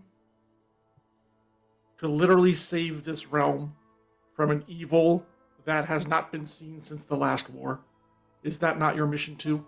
You can play it off with your cat's paw, your your inquisitiveness, you're just going along for the ride, but I've seen enough of your own to know it goes a lot deeper than that. And look, if you want to hold that as the surface, fine. You can play that off with Halar, you can even play that off with other members of our group, but I need to know, in the words of your profession when the chips are down, you will always be there for us. Because if you can't answer that with the answer that I need to hear, then we may have a problem.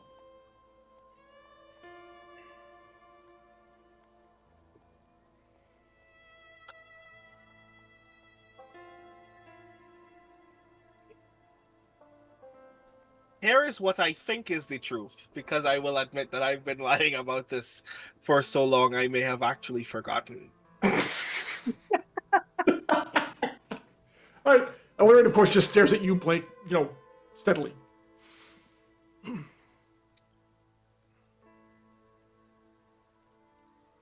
You all are undeniably the most honest people I've ever met in my life. That's not saying a lot in my line of work. Kind of made the bottom of the barrel. People lie to their own grandmothers about the color of the sky. But I do mean it when I say I've met the most gullible, easily tricked person on Earth.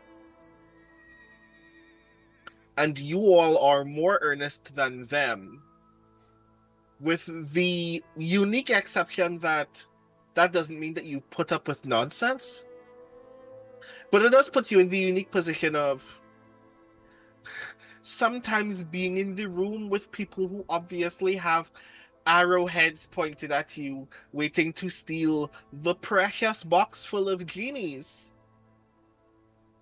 and then waiting to talk to them for another half an hour in the hopes that we can actually talk them down from the ledge. And you've noticed that that's never happened yet? The reason why I've been so hesitant to put myself among you is because I am not that honest person. I am, very honestly, sometimes I feel like your chaperone, which is saying a lot considering how fragile I am in comparison. Because there are times when you are walking into the lions and I am not sure you are looking lions in the eye, despite the fact that you can kill the lions very easily. As previously mentioned, you are carrying out on your person one of the two most deadliest objects in the universe. And several factions, even people who were previously your allies, are willing to destroy their kin in order to claim it from you. In order to fire it once and watch oblivion take place. And for a while, I supposed that my job was to make sure that at least the person who doesn't pull the trigger is you all, or that you're not in the room when somebody else does. Because at this point, it is inevitable that either Oracle is a source of conflict that even we can no longer rein in. But you are correct in acknowledging that I do have very strong investment in you all. I have bet every chip on this. In you. Not sure how good a bet that is, but I mean, so far it's paid off. To continue the metaphor, now in your line of work, of course, to push that. If you call it luck, I don't think you're here because of luck.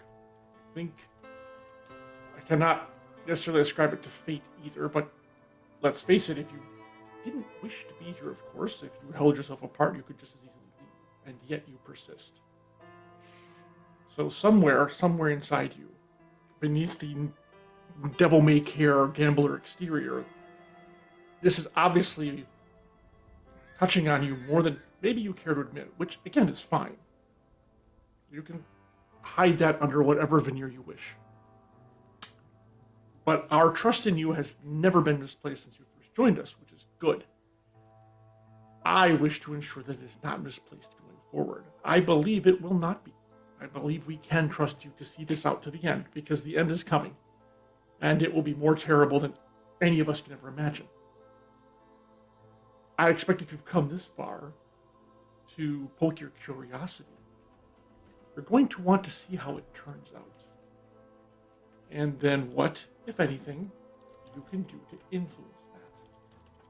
So, as long as you're with us, not against us, or even neutral, that is all I care about. I feel you are with us. But I also feel you have not made it in your own mind that you are truly with us.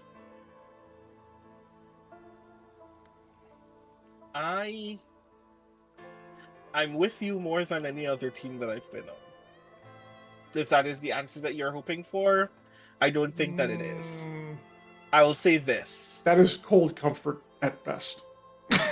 Given the nature of the realm you have moved in before you came to us. I will say these two things, and I'm sure they're cold comfort still. But really, this is all that stands. So one, you can't grift a universe that no longer exists. I kind of need salvation to remain the pile of dirt that it is. And the second, and then I grab Illyrian's forearm. Okay. They let you. It's not, they don't tense or do anything. It's like, okay. And yes, it's as solid and stiff as you expect it to be. Mm-hmm. Like very firm handshake quality. Mm-hmm.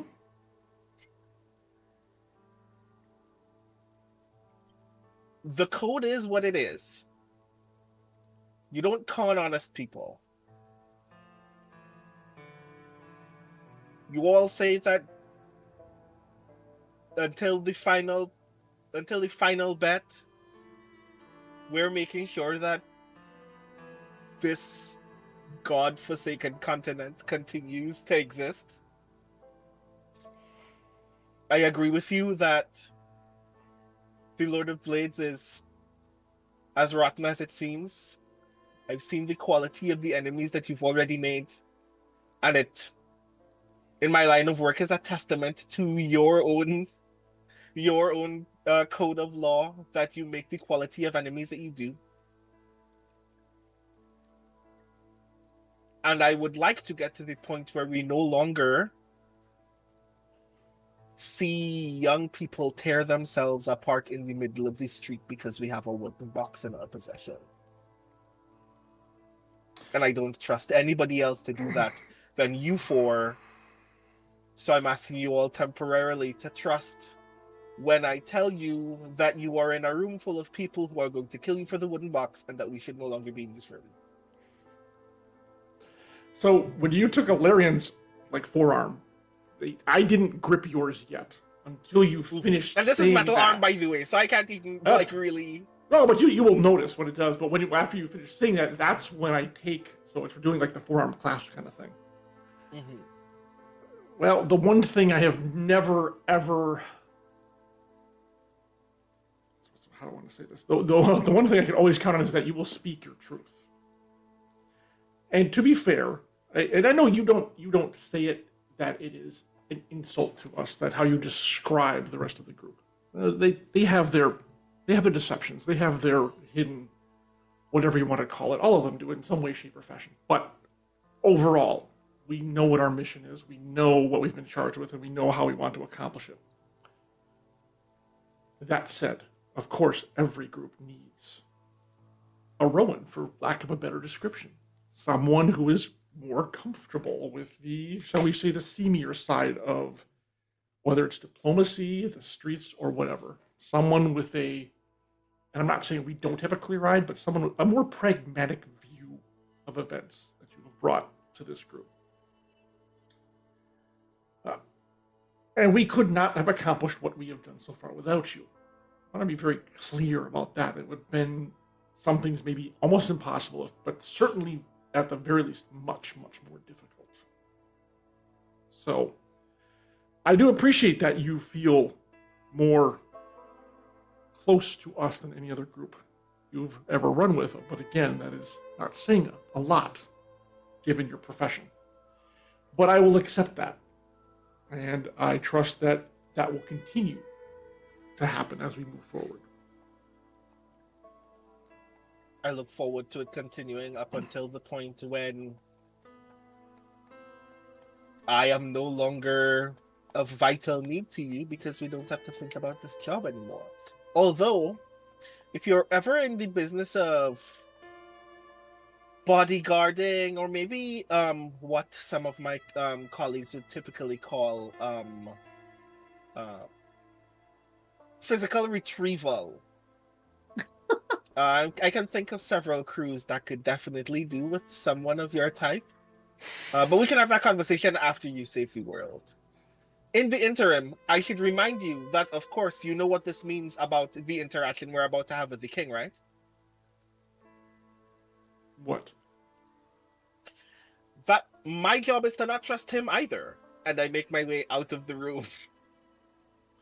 Well, so you try to pull away, but I actually hold you there for a moment as you try to disengage the handshake. 'Cause I haven't let you go yet, and I say, when we save the realm, the world, and then I let you go. And as you're walking out, I'm like, someone has to, but I have my doubts about the king's desires as well.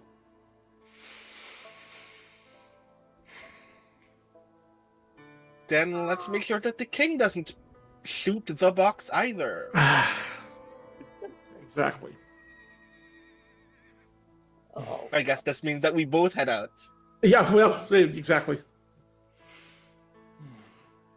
Quick, someone BGM while Greg is interrogating whether a wraith is outside. All right, everybody roll for initiative. All right, we're going to come back, and the Lord of Blades lies vanquished at our feet. All is good. In the past week, at least once, Mary May and Nisiana have gone shopping. Yes. We have gone shopping. We have bought a prodigious amount of ribbons. So much. And by the time... As an aside, just to qualify that, has anyone else noticed how often we have gotten paid and never spent any of our gold? I was commenting people who are actually buying things on the money that I'm holding, which is a nuts amount, especially for Greg's campaigns, for Arv's campaigns. I have so much money, and I've given almost half every time to the church. Yeah, I should have even more.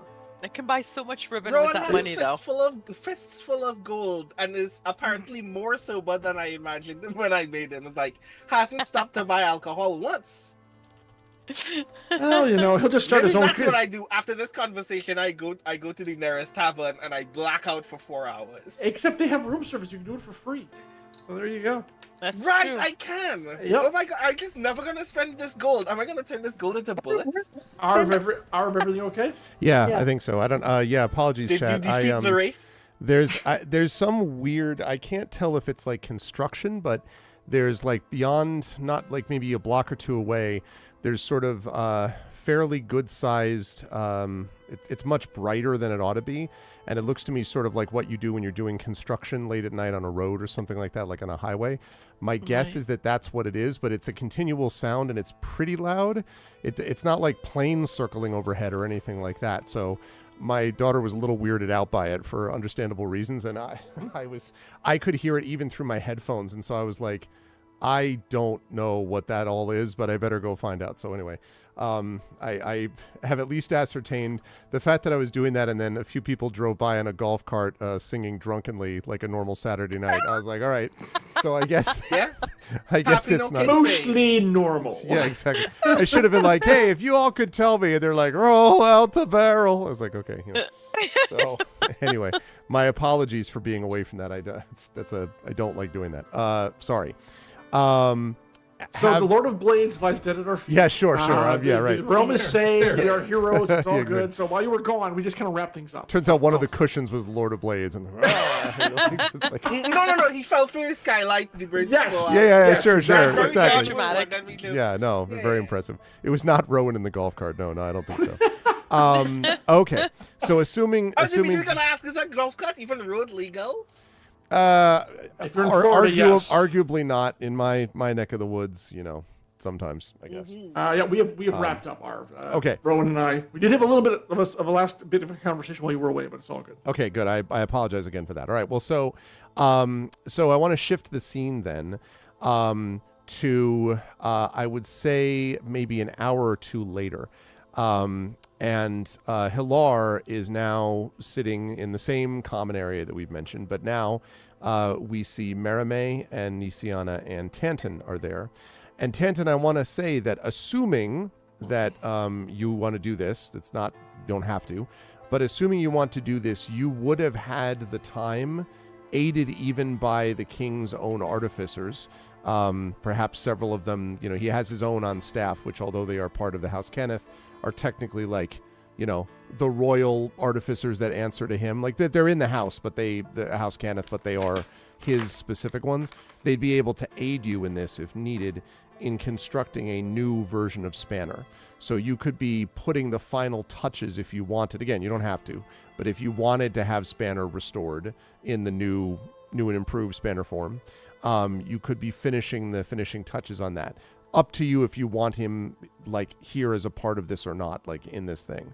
So you tell me whether you want him a part of this group. Yeah, the Mithril edition, exactly. If only. Yeah. No. Okay. All right. Is he back in your room theoretically? No. Or like, okay. Where He has not been remade. Gotcha. All right. Okay. That's all I wanted to ask. But what Tanton is doing is he is sitting with a very large crystal shard across his lap, and he has got all of his jewel crafter tools, and there is just this horrid screeching grinding of him carving into this crystal, and about every minute the crystal shrinks back down to its normal size, which Merime would recognize. This is one of the shards of the dragon shard crystal that all of the air elementals were contained in, that we released in the big cubicle thing with the electro barbed whatever that thing was called, Citadel, I think. Yes, which had been modified, Yeah. and all that. Yeah. So he keeps casting enlarge reduce on it and enlarging it to a gigantic thing and working on it until it shrinks back down, and then he enlarges it again and keeps doing this so that he's reshaping it into something else. Fair enough. Can I make a request that the sound not be too loud that we can't have the conversation? No. I mean, you can make the request, but no, it's just It's just impossible, and there's no way to have a. Well, presumably in between, I'm going to assume, because otherwise it'd be sort of like, he'd be like, so what I was thinking, right, type of thing. So I'm going to, you'll just have to assume that, chat. I would say though, and I'm slightly cheating, but not too much. The magical effects upon this area mean that loud sounds tend to be dampened. So if anything, it probably would be, it's noticeable but not overwhelming because of what's there. You know what I mean? a few aisles away from somebody at Home Depot who's cutting keys all day. Exactly. That's there you go. Exactly. Or alternatively, several blocks away from whatever the hell I just came up from that I was just that's listening. what that is. That's exactly what that was you all along. If I knew, Yes. Anyway, Mhm. okay. So you were sitting, the three of you, there, again in this luxury and finery and all that sort of thing. And Hilar is leaning back again in the same uncomfortable way that I previously described, but still doing it. And there are drinks in front of all of you if you wish them to be. So you all tell me if you'd like a drink of some kind in front of you or not. Would either any of the three of you want that or no?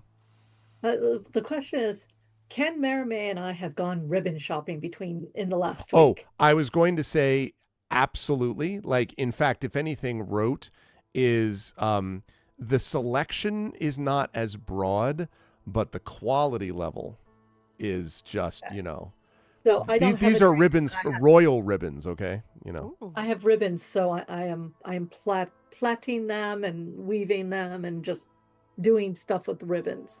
Okay. I Maramé, what about you? I am sitting back and I've got like new ribbons as well, and I'm very pleased. And I'm looking from what Nisiana is doing with the ribbons to what Tantan is doing with the crystal, and I'm leaning back and I have a drink. I'm just relaxing. I am very much enjoying the company and the creation occurring around me. And occasionally I grab Marime's hand and put a ribbon in it and use it as a brace. I just hold. I'm like a perfect little tool here. I'll just hold and I just had help this and- image too of like the old kids thing of doing stuff with strings, where you put like Yes. the fingers you do. Cat's you cradle. hold a cat's cradle. Yeah. Yeah.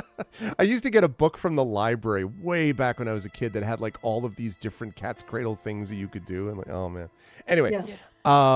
so Hilar sort of observes you all doing this for a little bit, and then he says, holding his drink, to look at you, no one would obviously recognize what it is you've all been through. I didn't realize that the end goal of all this was going to be these ribbons. There is.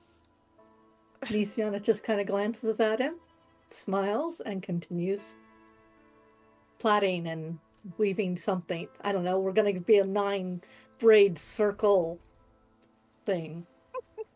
For those of you in the know, which would be Marime, it's going to be basically a ribbon collar for the next spanner, assuming there is a next spanner. But she's assuming there's going to be another spanner. As I'm still looking at Tantan, I just shoot Halar a little grin and shrug my shoulders and never underestimate the healing power of just doing things that feel normal. He nods and he says, normal sounds about right.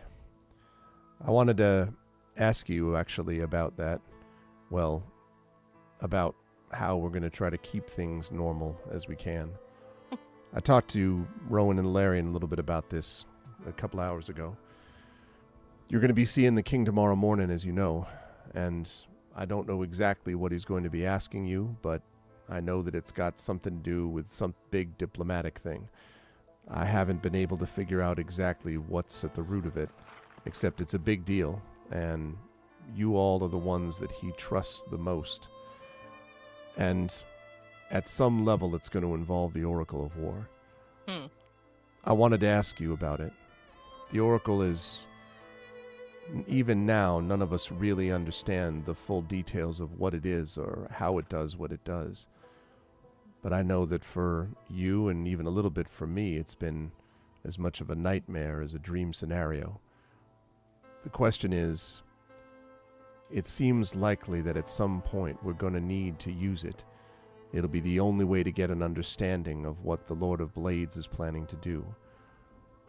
If that happens, my question is, how do you all feel about it?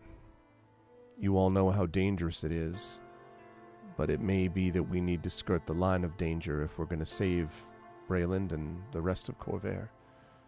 So I wanted to ask the three of you what you thought. She stops plaiting. She pulls out something and clips it to keep the plait. And then she turns and she looks at it. She's like, is the king going to ask us to use it? I don't know that the king would insist upon it, no. But I think the king may give you the authority to use it. That is to say, the king may give you the go-ahead, and there may come a time where you will have no alternative but to use it. I'm wondering But how it you will feel be about a that when it choice happens. and not an order. He shrugs. He says, well, sometimes I suppose there's not much of a difference between the king's suggestion and an order, but from everything that I know of him, he's done everything that he can to try to, well, smooth things out for all of you. That is to say, he trusts you probably more than anyone else. The Dark Lanterns have been kind of a mess ever since that situation on the boat with the Thranish spy from a while ago. And as for the regular military, it's got its own problems after losing a good 40% of it or whatever it was at Razor Crag. So, you are the one group that the king has known he can rely on. And he has made it clear that he's going to go with what you think is best. But is he going to want you to help do what needs to be done? And will that possibly mean using the Oracle? He shrugs. It could be. Our job is to protect Braylon, and I believe that when the king brought all of us on board, I believe that he understood just by who he brought here to be the king's citadel, that if necessary, we will protect Braylon even from the king. And he sort of nods slowly, and he gets that sort of very thoughtful look that he often does around all of you, but you've seen it, of course, even before that, Merime, when you've made a point, and he says, I suppose, the way it works in Brayland is that the king always himself swears an oath to protect the people, and it is written in the king's oath that if he violates it, the people have the right, in fact, the responsibility to remove him. So, if he's going along with the oaths that he swore, then yes, he would expect that you'd want to protect Brayland against him if it ever came to that. But I think the bigger question is, given how we know what the Oracle can do, and not all of what it can do, is this something you're willing to take the risk if you feel it necessary to activate it again down the line? At this point, I'm watching Mia Tanton very specifically. And he just nods? No, I'm nodding to you. Yes, I reckon, yeah. That's not what I'm expecting. You're like... he's got his goggles down because they're chips of crystal flying off this thing, so he's still working on it. I'll ping Mia Tanton telepathically. Like we just is. Did you want to speak up, Tanton, from your point of view? Do you have any idea what was just said? Yes, I'm listening. Your voice would be quite well heard here, should you wish to share.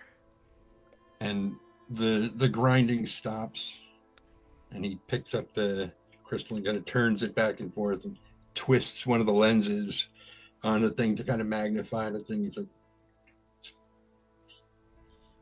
and as he's setting it down, it shrinks. He pushes his goggles back up and looks at Pilar and is like, you were in Salvation when the hunters came looking for it. You know exactly what happens if we use it.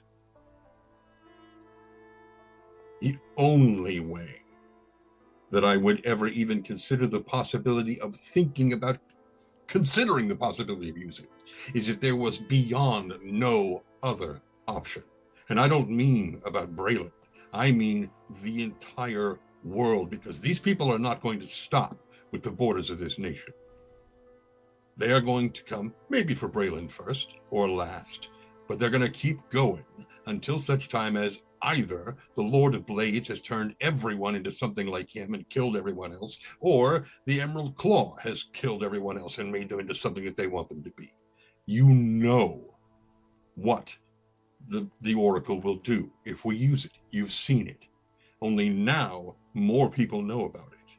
Stronger people know about it. What happened in Salvation will be as nothing compared to the wave that will come at us if we use it again. He nods and he says, that's all true.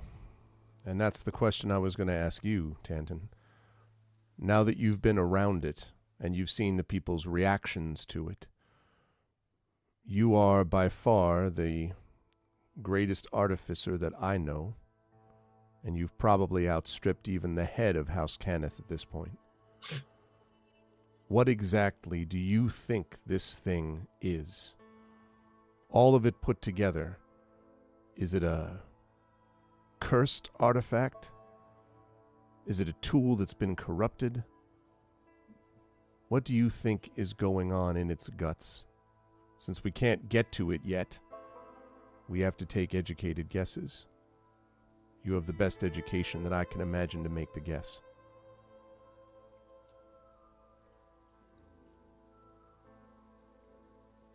Given everything we've learned about it thus far,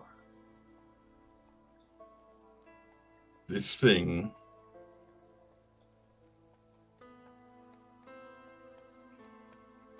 is a war crime engine.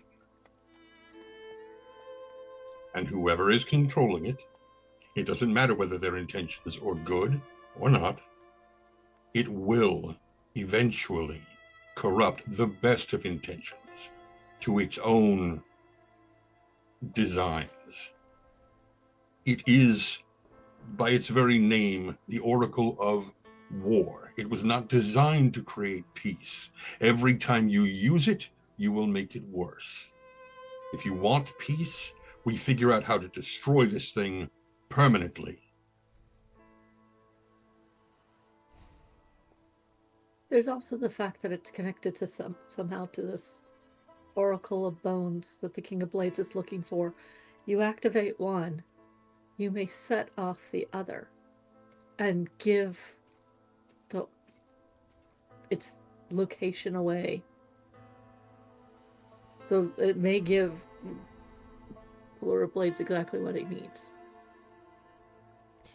And you can see sort of Hilar kind of, again nods, and you can see from a rather sour expression on his face that it's the classic, do I want to suck on a lemon or smell rotting pasta? Like, it's this like, here's two terrible choices. And and he says, I agree. But I'm wondering what would happen if there was a choice between having to use it and all that it means when it's used, and the Lord of Blades. Say he uses the Oracle of Bones. Say he finds this forge. Say he creates these Warforged troops. And there's no other way to stop him. What then do you do? Well, posited like that, you're asking a question to make us answer the way you want us to answer it. Not necessarily, I'm not. Because if the Lord of Blades gets his way, we no longer exist, and neither do any of these other countries. So then it becomes a question of, do we want the Lord of Blades to win, or do we use a war crime to try and keep him from winning and possibly, damaging the world in another way? You've trusted us this far.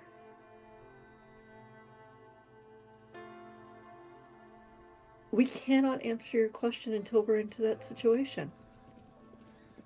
We have all considered it. We all think it's a bad idea. If we could shoot the thing into the sun, we would. But we can't. So, if you're going to trust us, then trust us. We will make the decision when we have to. Right now, we're dogs chasing our tails, just trying to answer your question. Hilar. He looks at you. Two things. First, do you think I can get access to Flamewind's research so that I could see if there's anything else on the Draconic Prophecy, eliminating perhaps some need for the Oracle of War? And second, what would you do? You've asked us what we'd do. I think it's important that we know where you stand, too. On the first question, I will see what can be done. When Flamewind was murdered and replaced by the Rakshasa, A lot of Flamewind's research disappeared at the same time. I assume they were connected. Morgrave has spent much of its last several months spending a considerable amount of money into upgrading security, but the truth is, no security would have stopped it from having one of its own professors replaced, especially someone like Flamewind. And he sort of smiles and he says, I had someone tell me it was a problem with these tenured professors, but I laughed them off. And then he sort of stops and he says, as for your second question, what would I do? I took an oath a long time ago that I would protect Brayland with everything I could, that I would do what I can to fulfill oaths and serve what I must. I've often thought about what would happen if I were in a room, just me and the Lord of Blades and the Oracle. What would happen if I could, well, create a explosion, pull down 1,000 tons of rubble and steel and rock on my head? If I could destroy the Lord of Blades and me, or destroy the Lord of Blades and the Oracle of War and me, I would do it. If it's a choice between the two of them, I'm not sure what I would do either. The one thing I am sure of is I would sacrifice myself if I had to. Dying is easy, living is not. He nods. He says, it's true. But this isn't a matter of committing suicide, Nisiana. It's a matter of deciding in what way sacrifice actually helps someone else. I know what I would do in that situation is I would sacrifice if I had to. What I don't know is how I could ask any of you to do the same. Sacrificing the Oracle of War, or sacrificing the Lord of Blades, he shrugs. Sacrificing any or all of you to do both? And he just sort of trails off. I mean, we've already crossed some spaces we never thought we would, but we'll worry about that when we get there. If it's a bridge we have to cross and not cross back. I mean, we've all died in the service of this already, more than once for some of us. If it's a final death that's necessary, I think most or all of us would do it. Mm-hmm. I would like insight checks from the three of you, please. Tantan, I think because you still are, I'd say your focus is there after what you said, so I think you're probably still observing him pretty closely, so. I get advantage on insight, just to remind you. Okay. 27. You realize he really does want pizza. No, I think with those, yeah, exactly. I think that's actually really interesting narratively, because I think that Tantan, you can tell that Hilar is definitely troubled more than he might normally be. He's always very even keel, you know, and he's more troubled than you are familiar with him being in the past. Nisiana, you get the impression, you also sense that, but you also probably get the impression that his sense of trouble is maybe relating to recent conversations, you know, maybe with you, maybe with Rowan and Ilarion before you, but that this seems like he's always got this burden, but this seems to have increased maybe. And Marame, I think that your insight roll not only indicates that, but also maybe because of your extensive like time that you've spent, you know, with Hilar in the past, that there is this element of, the way I described it previously with Rowan and Ilarion was a little bit of pain. And I think that might be the way to describe it too. There is a kind of, his brow is a little bit furrowed, and there's almost this sense of as if someone was staring into a fire and knew at some point they were going to have to put their hand in to grab something out of it. It's an anticipatory moment, perhaps. And I don't mean that in a creepy way, like he's ready to betray you. It doesn't read like that at all. It reads like he himself, when he's talking about the sacrifice and everything, is staring into this fire. I'm going to gently ping him telepathically, which he's had me do before. We've known each other a while. And This is just him and you then, not with the others yeah, involved? I'm just gonna, but I'm gonna like indicate to my sister that I'm doing this, so she's aware I'm doing this. Tantan, I assume, is focused on this crystal a bit more, maybe. So you're like AFK to everyone? I'll just give you a second. I'll be right back. Away from keyboard, yeah. AFT, away from telepathy. Yeah, and I'll just be like, Halar, we're all in this with you. And you're not asking us to do anything. We're all doing no less than you would do, regardless of what anybody else asks. And he, obviously is looking down, but, in the response comes, I know that. But you all signed up to be part of the Citadel, help each other, protect Rayland. This other stuff that we're talking about, these dealing with the realm of the gods, touching the world of the dead, interacting with sages of evil, and these are things that were beyond what soldiers had been set up to do, or even elite operatives. And he's still looking down, and then you get that moment where he just looks up at you intensely, but of course his mouth is not moving as he says, this pressure was never supposed to be put on all of you. Not this much. On any of us. And to live in easier times will be better. But one thing that we're united in right now is that we don't want to face war again. And if we can stop it from happening, from taking Braylon again, then we will do what needs to be done. And then hopefully afterwards we'll all sit by a nice warming fire and we'll laugh about the stories and tell them into the night. Not in whispers, but maybe even in song. We'll find our spirit again, Halar. Don't give up on us yet. We've made it this far. We have further to go yet. And he kind of semi-smiles and nods, and he says, well, this he says out loud. Here I am brooding, and what I should be doing is finishing up our conversation. You're going to need your rest for tomorrow. I want to thank you for the work that you've all done.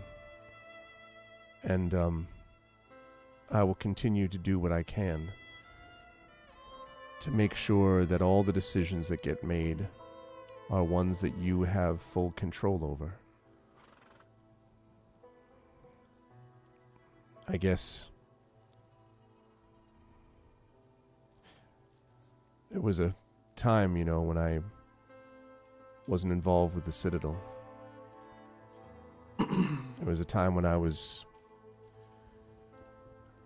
thought I might want to do things other than the responsibilities that have been placed upon me. But, well, he kind of pauses. I suppose we don't have control over what times we have put in front of us.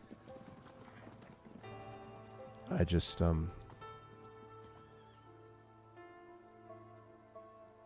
wish that we could all be just sitting here and talking in song, rather than dealing with shadows. Hey, we've got our own shadow. It'll be okay.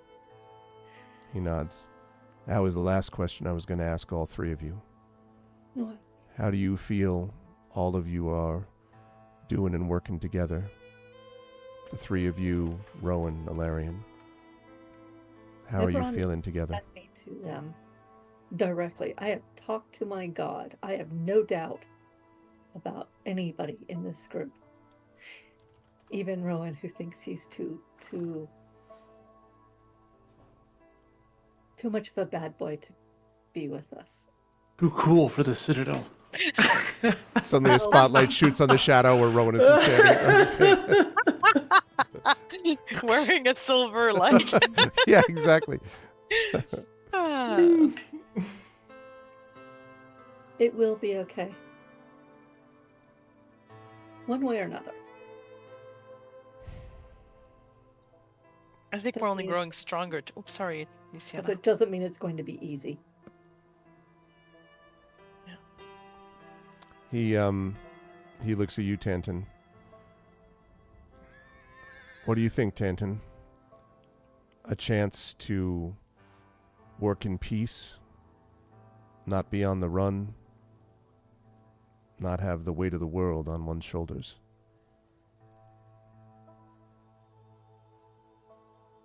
Initially, my choices were this or prison, so I'm surprised you sorry would. you didn't take prison. Pilar's sort of like, you know. 3 hots in a cot looking pretty good right now. if I could go back and change anything, would I go back and not take over or pretend to be the master of the shop while Koth was away? Probably. But manipulation of time is not something I can do. So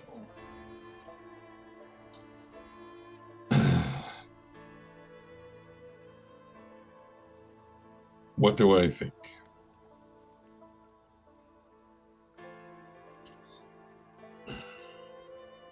I think that if we have the opportunity, we should absolutely feed the Oracle to Eberron. I'm not sure he Sure. wants that kind of a stomach ache.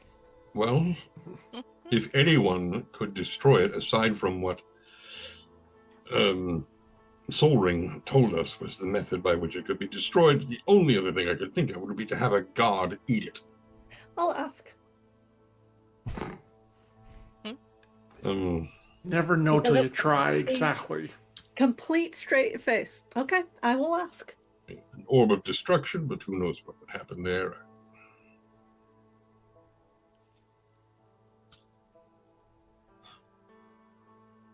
Part of me fears what happens if we ever do manage to get it open and release those genies. While they don't deserve that, I suspect that they've been in there for so long, doing what they've done and in and out of the gray, some of which those trips were our fault. Well, our doing. I don't know how they will respond. Well, I can banish them back to their plane. Probably. Maybe. All 3 of them? Yeah. Uh-huh. At the same time. Maybe. I hope. We'll see. I haven't used it because it's a really, really scary word.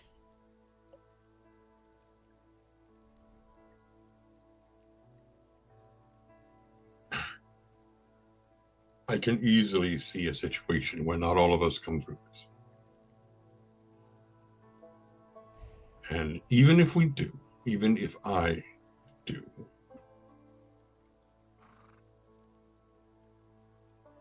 I don't know if I could ever go back to what I wanted.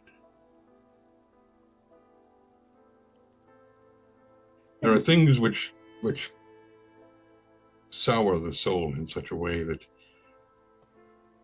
the simple pleasures of making wonderful things to make people happy, you just can't do it anymore. It's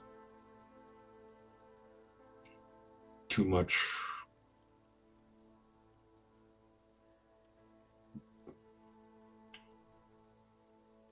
And he picks up the crystal and starts carving away on it. And when a piece chips off, it hits him in the eye, and he has to stop and pulls his goggles back down and goes back to working. I will give the 3 of you an opportunity to, if you have anything else you want to say to each other, you can before we talk about this meeting with the king. The last thing I do is I pull out of my pocket just a simple ribbon bracelet, and I give it to Hilar. It's red and white and blue, a very pale blue. Like, here.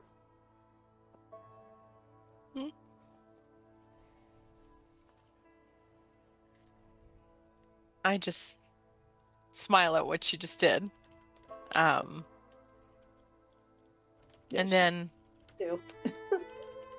nice. And then I just tell Hilar, like, we're hurt, but we're okay also.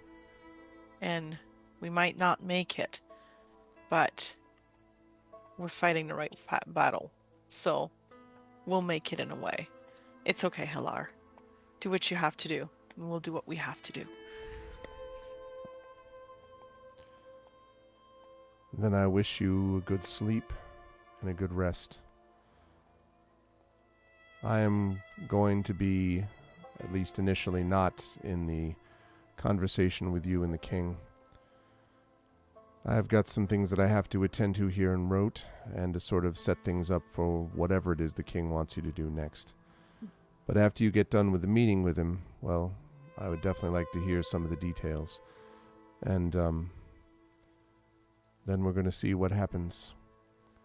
At least we've had a little bit of a chance for a bit of a rest. We probably won't get more of one. And thus people are festooned with ribbons. I find it weird that he's not going to be in the meeting with us, because he's usually been our main attaché to the king. Mm-hmm. Like, is that something that's happened before, or just like... You haven't, I mean, you had... Before I get super suspicious? Well, I mean, you had... The only time that you would have had it is probably when you received your commissions, that I would have mentioned before. He was not at that, but that's... Usually, the idea is, although Hilar is your sort of direct contact superior, you are really called the King's Citadel, and so there is this sense in which... technically the person you're directly responding to is the king. Right. And having Hilar there sort of adds a layer of confusion to it. At least that's, or complexity that would not be appreciated by the royal presence, I guess. So I'm not thinking, I'm not going to grow immediately suspicious that something is happening with Hilar and he's being like, I don't know, restaffed or something. He's being, yeah, exactly. He's being shuffle, reassigned. Yeah, organizational shuffle happening. Yeah. He's now working with the Third Count Citadel. It's a very fine job. They do the cleaning jobs no one else wants to do. No. No, I mean, you could obviously ask the king when you get there. You don't get that impression. I mean, okay.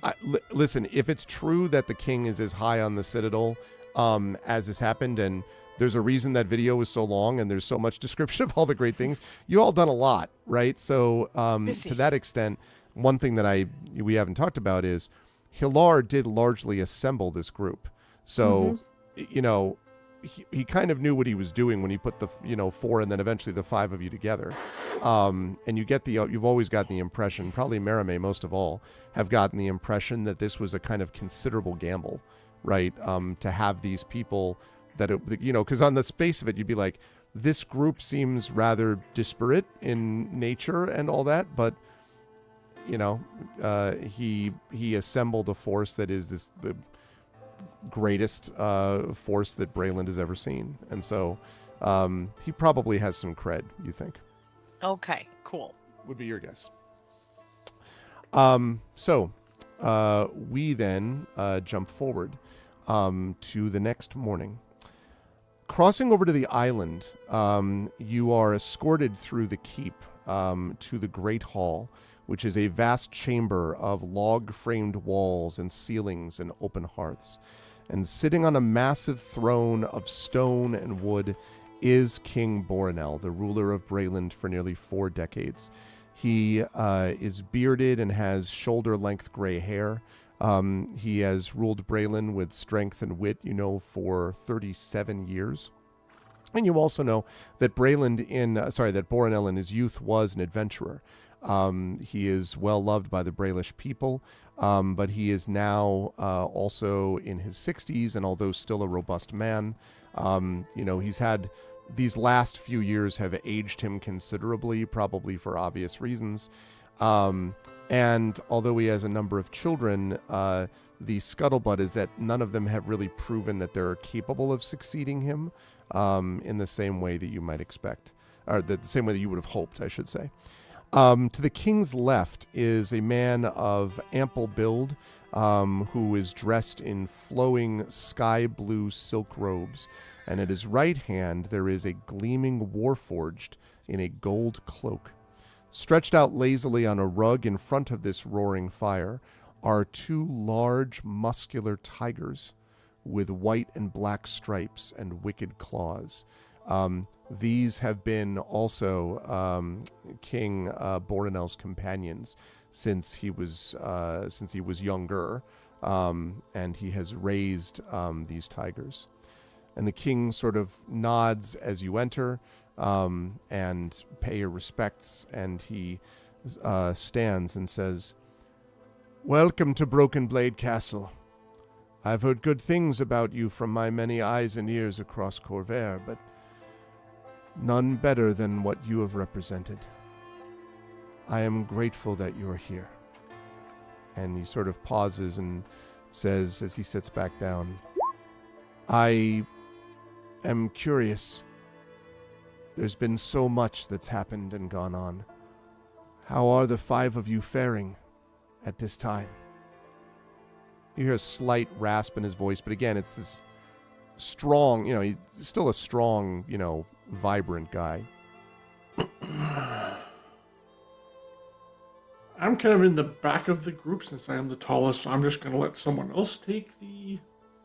I mean, it's not small talk questions, but unless addressed, I have no intention of really answering yet. Mm-hmm. Yeah, it's Or either talking. the bard or the rogue. Mm-hmm. Yeah. One of these guys is going to say something. Otherwise, Nision is going to be like, "Do you want the psychological breakdown of our damage or what?" I'm just gonna. I would like to ask the GM a question. Sure. Oh dear.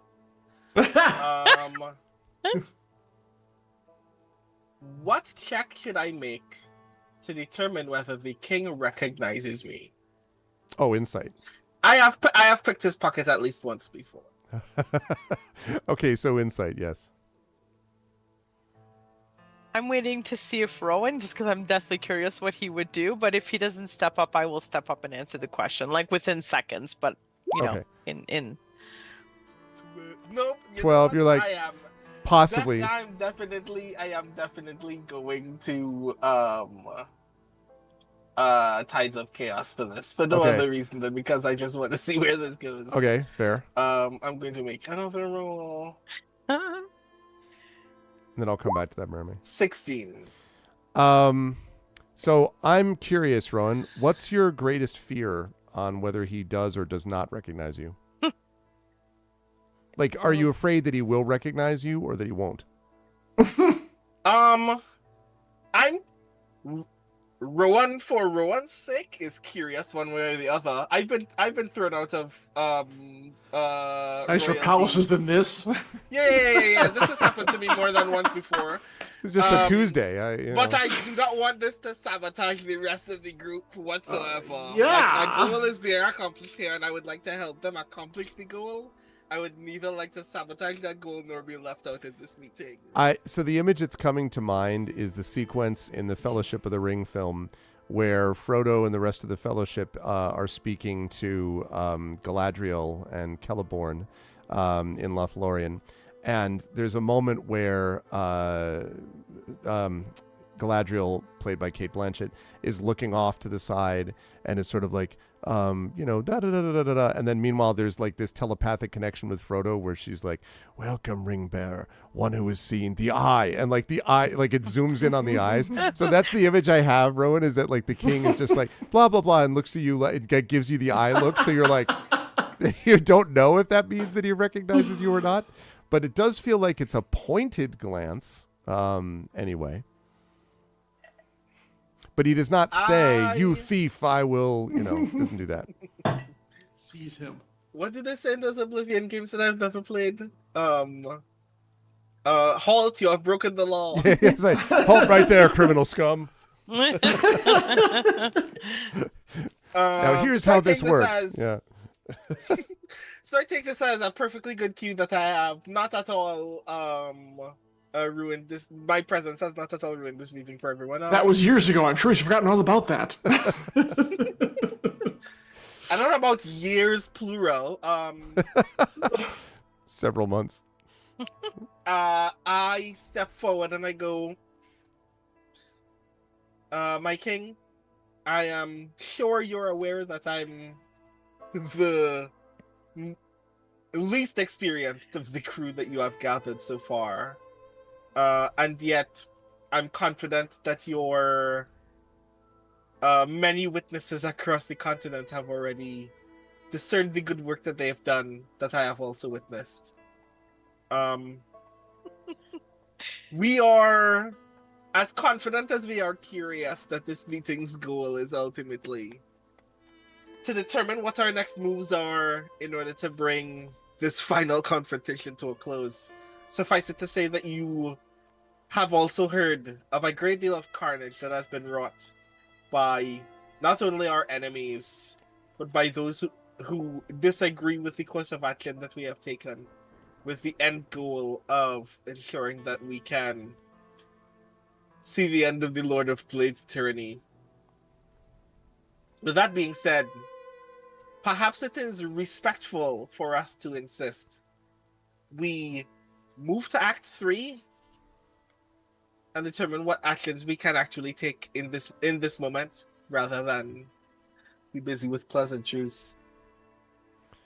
He so he nods, and you can see the one in the sky blue robes kind of looks over at him and kind of maybe even smiles slightly. Oh yeah, go ahead. Sorry, just as you're doing that, I ping Rowan telepathically, just him, and I go, spoken like a true member of the King's Citadel, my friend. You hear me sigh in my brain very loudly. I'm trying real hard not to laugh. And the king says, you remind us of our position justly. I appreciate that you've done so, Rowan. So we will get to business then. Allow me to introduce Ambassador Pater Il-Gerard, says the king, and he gestures to the man dressed in sky blue, and you'll be happy to know that I happen to have a picture of this person. Fashionably dressed gentleman. Fashionably dressed gentleman. Handsome ambassador. If I can just have to spell that name a second time. Okay. It's going to be coming up on stream for everybody right now. So, there we go. Ooh la la. I'm going to put that there. I object. I'm just going to put this right next to Trent's window. I think that should be fine. And, wow. So you see, look at do you see any blue in these robes? No. That's the other part, right? The robes are over that. Exactly. So he nods, and the blue, incidentally, which is, it's true, it's not evident here, but the blue that you see from his cloak and his cape, he seems to have an element of Brailish blue in multiple portions of his clothing. It's specifically the color of the Brailish blue that you would find in the Brailish flag. And he does this elaborate bow and flourish and nods to you and says, "It is a great honor to be in the presence of the members of the King's Citadel. I look forward to learning much from you." And Suck up. Oh my God. And then he steps back, and then Boronel says, "And this is 3, King's Protector and my friend." And 3 nods slightly. I should mention, now you of course have encountered, in addition to the Starforged among your midst, you have encountered a number of Warforged. You've encountered Warforged that have seen better days but are brilliant, like Clock. You have encountered Warforged that are complete badasses, like Lord of Blades. You've had the betraying type of Warforged, like Bara, and all that stuff. And of course, obviously, the Warforged Sheriff that was there to protect Salvation. The interesting thing... Assassinated. And was assassinated, right. The interesting thing about 3 is that 3 is this... It's not as big as the Lord of Blades, but is this extremely impressively sturdy sort of figure. A warforged that seems, even by, let's say, Alarian standards, to be impassive. Everything they do, though, seems to have an element of grace about it. There's a kind of fluidity about about Three's movements that you are not used to seeing from a lot of Warforged that you've encountered to this point. And I don't mean to say that Warforged move like robots. I just mean that they're sturdy and they're built a certain way. Or if in someone like Clock's case, oh well, let me, that kind of thing. This is a situation where there's almost a rogue-like fluidity to the movements of Three, as Three nods at you silently. And King Bornell says, "The mysteries of the draconic prophecy have confounded us, and my sages see nothing but turmoil in its verses. Yet one thing has been clear from what Hilar and others have told me.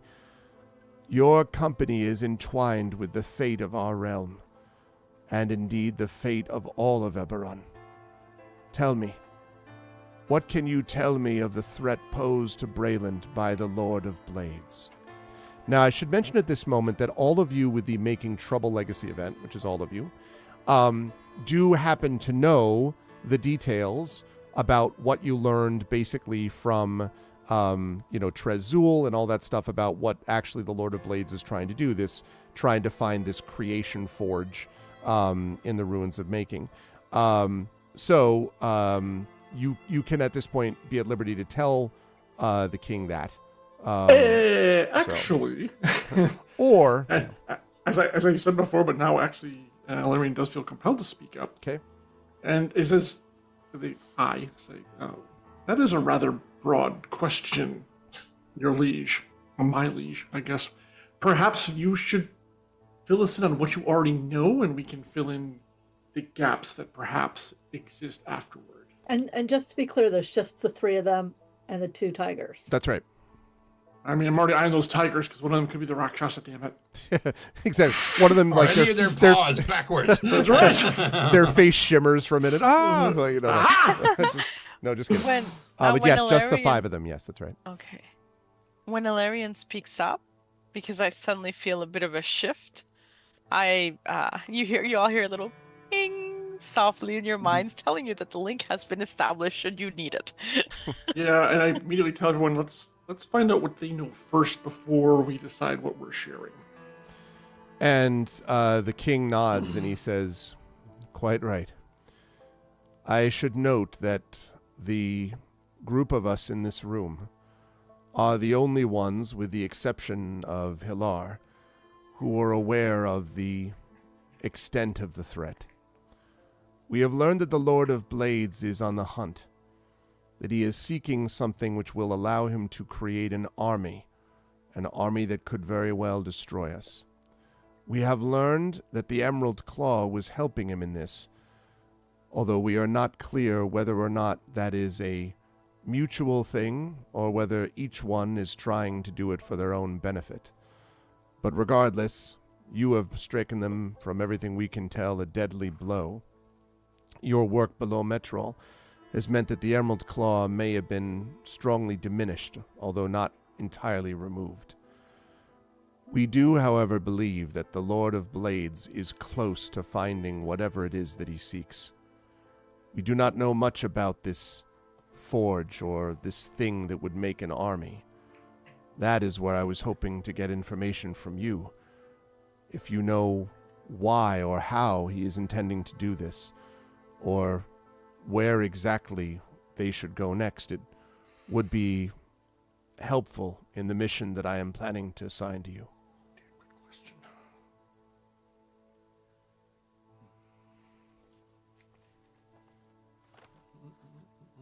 So in the mind link, Ilarion feels it safe to tell them about the Oracle of Bones. How's does Kenton feel about that?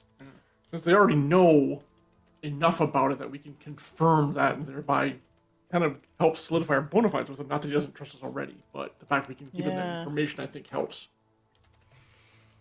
But we need to actually answer. We can't just sit there for another minute like, oh, what are they all looking at each other for? That's very odd. this All of case us like is gesturing to each other answered. silently. Yeah. Well, a lot of Twitch, eyebrows twitch, twitch. raising. I'm sure they don't know Kalishtar are telepathic, right? Like, well hidden secret. In the mind link, I say, Mia Tanton, how much do you think we should share? I don't think we should tell them where. Oh, no. Just that it exists and what it is. And that's it. Before we tell Works you, for me? I'd say this a lot. Before we tell you anything, please understand that every single secure conversation we have had in the last 6 months has not been secure. We have been attacked. Leaders have been attacked. Our ships have been blown up. Even one of the floating cities has been blown up. So if we are reticent and somewhat circumspect, Your Majesty, please understand. He nods, and you can, again, you can see the ambassador next to him sort of kind of giving you an appraising look and then looking over at the king. Like literally every single secure, and she repeats it. It's not hyperbole. I know I'm the youngest one. Yeah. It's not hyperbole. And the king nods and he says, "It is true. The reason that you are all standing here is because of everyone within my court, even those that I thought I could trust the most. My circle is now reduced considerably. I cannot be certain as to whom I can trust completely except for the people within this room. The reason that the King's Citadel must be called upon again is because, more than anyone else, even the lanterns, I know that you are ones that can be trusted. You're right. Security, even here, is a problem. That is why I am asking you these questions. I have no wish to send people to whatever end awaits them without knowing what we're facing." Okay. And then back through the mind link, I'm like, okay, I guess we can talk around things. Simplest, shortest answer I can give you regarding how much danger the realms are in? Total. He nods. The leftmost tiger, which was licking its paw, puts its paw down and sort of turns its great head to face you. Whatever the worst scenario you can think of, it's far worse than that. Mm-hmm. The Lord of Blades is seeking something called the Oracle of Bones, which is basically, for all intents and purposes, and my eyes flicked to 3 on this one, a Warforged creator. If he possesses it or locates it, he would be able to create a veritable army of Warforged that would sweep across the entire continent. From everything I've seen of all the various kingdoms and realms here, I do not think there is anything that could possibly stand in that army's way. The ambassador says, "Then it appears you're suggesting that there is little hope." Did not say that, nor should you infer it. Obviously, the key is he has not found it yet. And the king says, "So there is a small window of opportunity, perhaps." Perhaps. While this conversation is happening, I would like to very quickly do an insight check. Okay. I thought you were going to say, "I'm going to attempt to pick his pockets again." And I was like, I don't know. Oh, God. 2 for 2, baby, 2 for 2. Where did Rowan go? Oh! All right. Getting Yes. by a tiger. And Go now ahead there are and- 3 tigers on the floor. Like, Go ahead and make the check. What are you trying to get insight about, by the way, Rowan? I just want to get a read on the 2 guests of the king, these 2 other people. Okay. Yeah. Okay. And give me a and sense of the read. In other words, anything particular you're trying to determine? Given the acknowledgement that Nisiana has already made, I want to know if this conversation is also similarly compromised. Okay.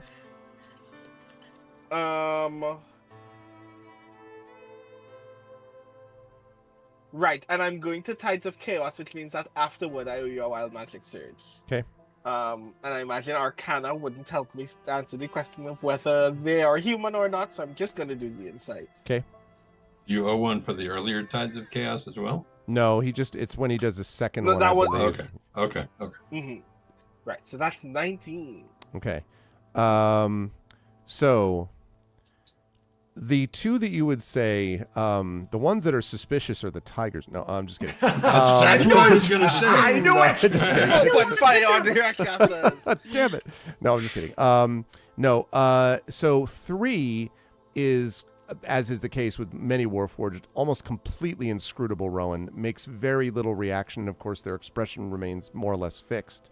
Although the grace in their movements means that with a 19, which is a pretty good roll, you can definitely see that where Pater Ir Gerard, the ambassador, often is sort of like, has obviously made some kind of like, looks at the king. I don't want to make it overboard, like, that kind of thing, but like is, looking over towards the king. 3's movements are subtler, but definitely there have been moments where 3 is almost like when John said earlier that Alarion slightly moved his look towards you, Rowan, and looked back. It was a little bit like that, where 3 almost slightly moved their face a bit. So clearly is taking everything in and is reacting sort of the way that the ambassador is reacting to some of the things that you've said to the king. The ambassador is interesting because the ambassador has sort of said these things and then nodded and made that comment about so you're saying there is no hope.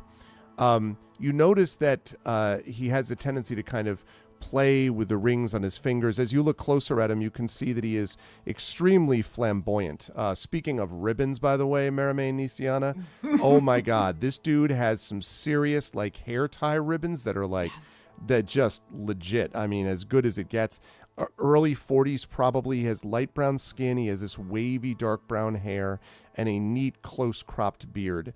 He looks very much like the sort of elegance of the look.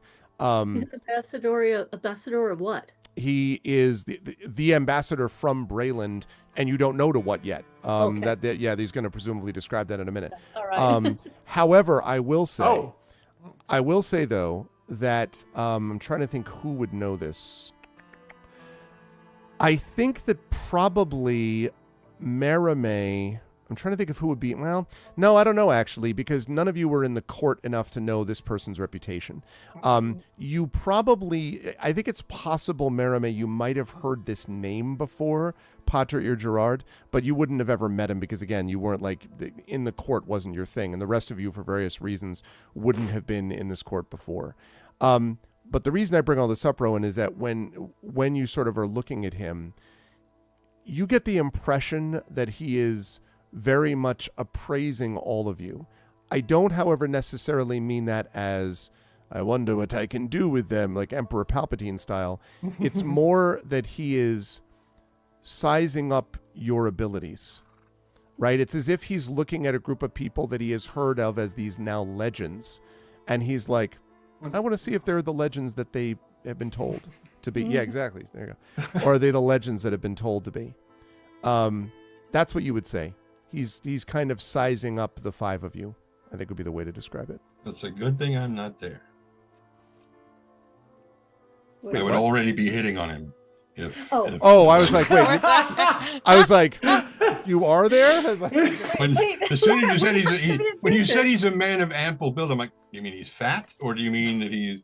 I was already working on that. Going, what does ample build mean? And then as you continued to explain it, I was like, well, all right, yeah. And then you got to flamboyant. I'm like, no. all right, fine. Have I mentioned he's a werewolf? No, I'm just kidding. Hello. Just kidding. Also, quick apologies, by the way, because I know a few of you have sent me, like, as Jen pointed out, Zoom has changed its chat. So now it's like this little icon pops up that's like from a private message. So I'm like, oh, and like, so some of you asked questions of me that I wasn't ignoring. I literally didn't see it until I looked over now. So sorry. Again, let's break something that wasn't broken. Anyway, sorry about that. But yeah, so that's what I would say. He wants to know how much gold he can get for you. I wouldn't, that's why I'm saying I'm trying to avoid that creepiness, but it's definitely this sense of assessment in that look, I would say, Rowan. Oh, man. So Bornell says, I think given what you've described, this mission is more important than ever, adventurers. The Lord of Blades presents this grievous threat to the fragile peace we brokered at the end of the last war. And as you've all made clear, he must be dealt with permanently. We need to find this forge in making before our enemy does. Oh, is this the first time he mentioned the Forge of Making? Yes, and he goes on. And that's not what Ilarion said. Yeah. Correct. That's right. So that's right. Exactly. So he does apparently have info. And he goes okay. on to say, we have had a chance to speak to several houses. And he looks at you, Tanton, and nods, and he says, House Kenneth is pleading ignorance, claiming that any record of the forge's construction was lost in the morning. The operation must have been highly classified, and outside House Kenneth, only the Siren royalty could have known of its existence. Believe it or not, there is some royalty of Seer which remains. I'm sending the ambassador here to New Seer to meet with Prince Orgev and to obtain the location of the Creation Forge. Now, a couple of notes here. Orgev is the Prince of New Seer. When Seer was destroyed, and all of you would know this, what was left basically went into exile, right? So those who were away or who were not at ground zero when the attack happened or whatever managed to escape and have basically created this government in exile called New Seer. But it is widely understood that New Seer, although I don't think any of you would have been there, Tanton, you could tell me if that's not true, but I doubt that you would have been, but maybe. But in any case, it is kind of a rundown town much more than it is a city. It's a very big come down from what Seer was, let's say, at what Metrol was at its height, right? So, and the prince has been sort of holding together what is left of his nation, but is almost kind of the prince in name only. Maybe that's too strong. There aren't a whole lot of people to rule in Seer. I think that's maybe part of it. So it's like you have the executive council and no company to run. And that's sort of the way that Prince Orgev has been. And so, but nonetheless, though, obviously because of what happened with the morning, anything associated with Seer has great symbolic power, enormous symbolic power, regardless of whatever actual power they have. But the point is, when you went to Thrain, the Keeper of the Flame and all that, they had a military, right? When you go to some of these other places, they have a presence, a military presence. Obviously, Braylon still has one. New Seer, maybe they've got a militia, but they are not that kind of a force. You are going to meet with someone who comes from greatness and is no longer great. I think that might be the way to describe it. And so the king says, I would like you to accompany the ambassador. This part, however, well, I'll describe something more in a minute. Prince Orgev wants to reclaim the Mournland for Seer. He believes that at some point the only way to restore his country and his people is to take back their homeland, and he is no friend of the Lord of Blades. If you can earn the prince's confidence and learn the location of this secret facility, then Braylon's armies will be able to join forces. What I am about to tell you is not known beyond the boundaries of this room, but we have been in discussions with Thrain, Ondair, and Karnath. All are in agreement that our armies will join together and march forward to put a stop to the Lord of Blades once and for all, once we can find the location of this secret facility. There is, however, one twist. I am not making this request lightly. I recognize the dangers associated with it, but I would like you to take the Oracle of War with you. The reason is not necessarily to use it as a military advantage, for you're not going there for that purpose. The reason is that I am convinced that it is tied up with what is happening with the Draconic prophecy and with what will eventually happen with Seer, New Seer, Brayland, and the Lord of Blades. My heart tells me that there is something more in this thing, and that for whatever reason you have been chosen, perhaps by Eberron, he nods towards you, Nisiana, or perhaps through the will of those who walk in dreams, and he nods at you, Merime. But whatever the reason, you are tied to the fate of this thing and it to you. I believe that only you are capable of knowing when or if it must be used. And even more important, and he leans forward and his voice drops, and you can sort of see like the room almost seems to get a little bit still, and he says, "You are also the only ones that I trust to protect it from being taken. Even here, I cannot be sure of its security." And one of the tigers that was the other one that was not licking its paw, you hear kind of slight growl. Oh, sorry. And then it sort of reaches its paw up and goes, beep, beep. No, he pulls it up and he's just like, the king is moving. The king is moving. And he pauses. What I typed in the chat is pretty much what Ilarion says through the mind link. With all the dots, too. Oh, yeah. A long pause. And then he said that thing. And he's like, yeah, he's right. He's exactly correct. The king is correct. We have to take the damn thing. It's like this eternal albatross around our necks. Yep. So, question, Ambassador. Yes, please. Are you good with traveling with us rather than us escorting you? And the ambassador smiles broadly and says, I understand. You have military and tactical and wizardly power far beyond my own. You talk to. Say again? What? Sorry. She said, no, I just don't trust anybody you talk to. And he nods and he says, well, that makes two of us. I don't trust the people I talk to either. And Valerian actually speaks up again. It doesn't clear his throat, though, because they don't have to. Why are we sure that the prince knows where this facility is? And how did they come about this information? The reality is that the king says, the reality is that only Siren royalty would have known the location of this forge of creation, other than House Cannith.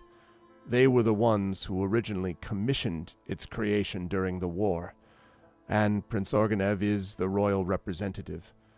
He was around at that time, and no one else is likely to know it if he does not.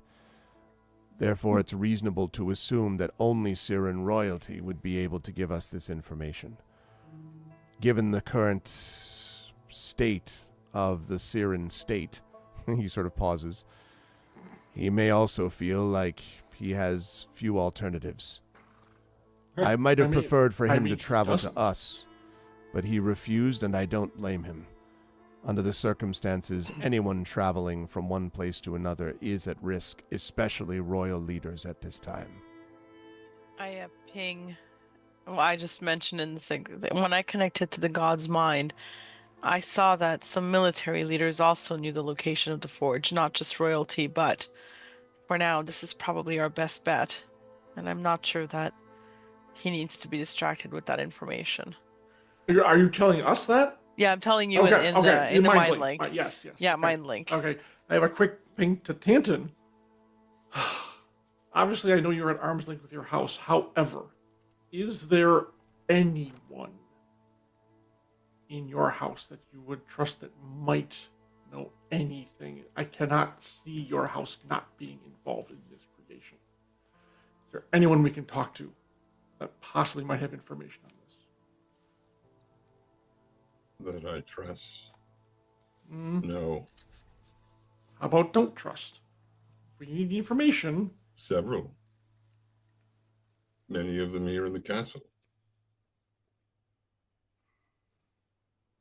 The artificers who work here for the king are more devoted to the king than they are to Merrick's. Maybe not by much, but somewhat.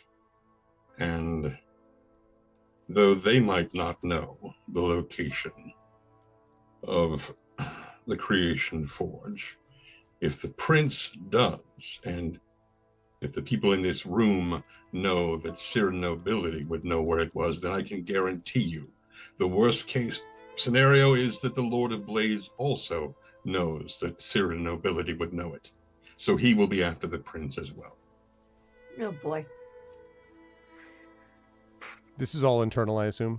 Yeah. So you're saying, okay. Yeah, speed of thought. Okay. I mean, we don't really have a choice in terms of like accepting or not accepting this particular mission. Same. And the king says, what say you, members of the King's Citadel? I will provide you, I hope, some things to as well assist you along your way. Will you take on this mission that I can entrust to no one else with any safety? Ambassador. And he turns, yes. Are you afraid of heights? I have too frequently fallen from them to be afraid of them, sir. And he Ooh, we have something in common. bows low.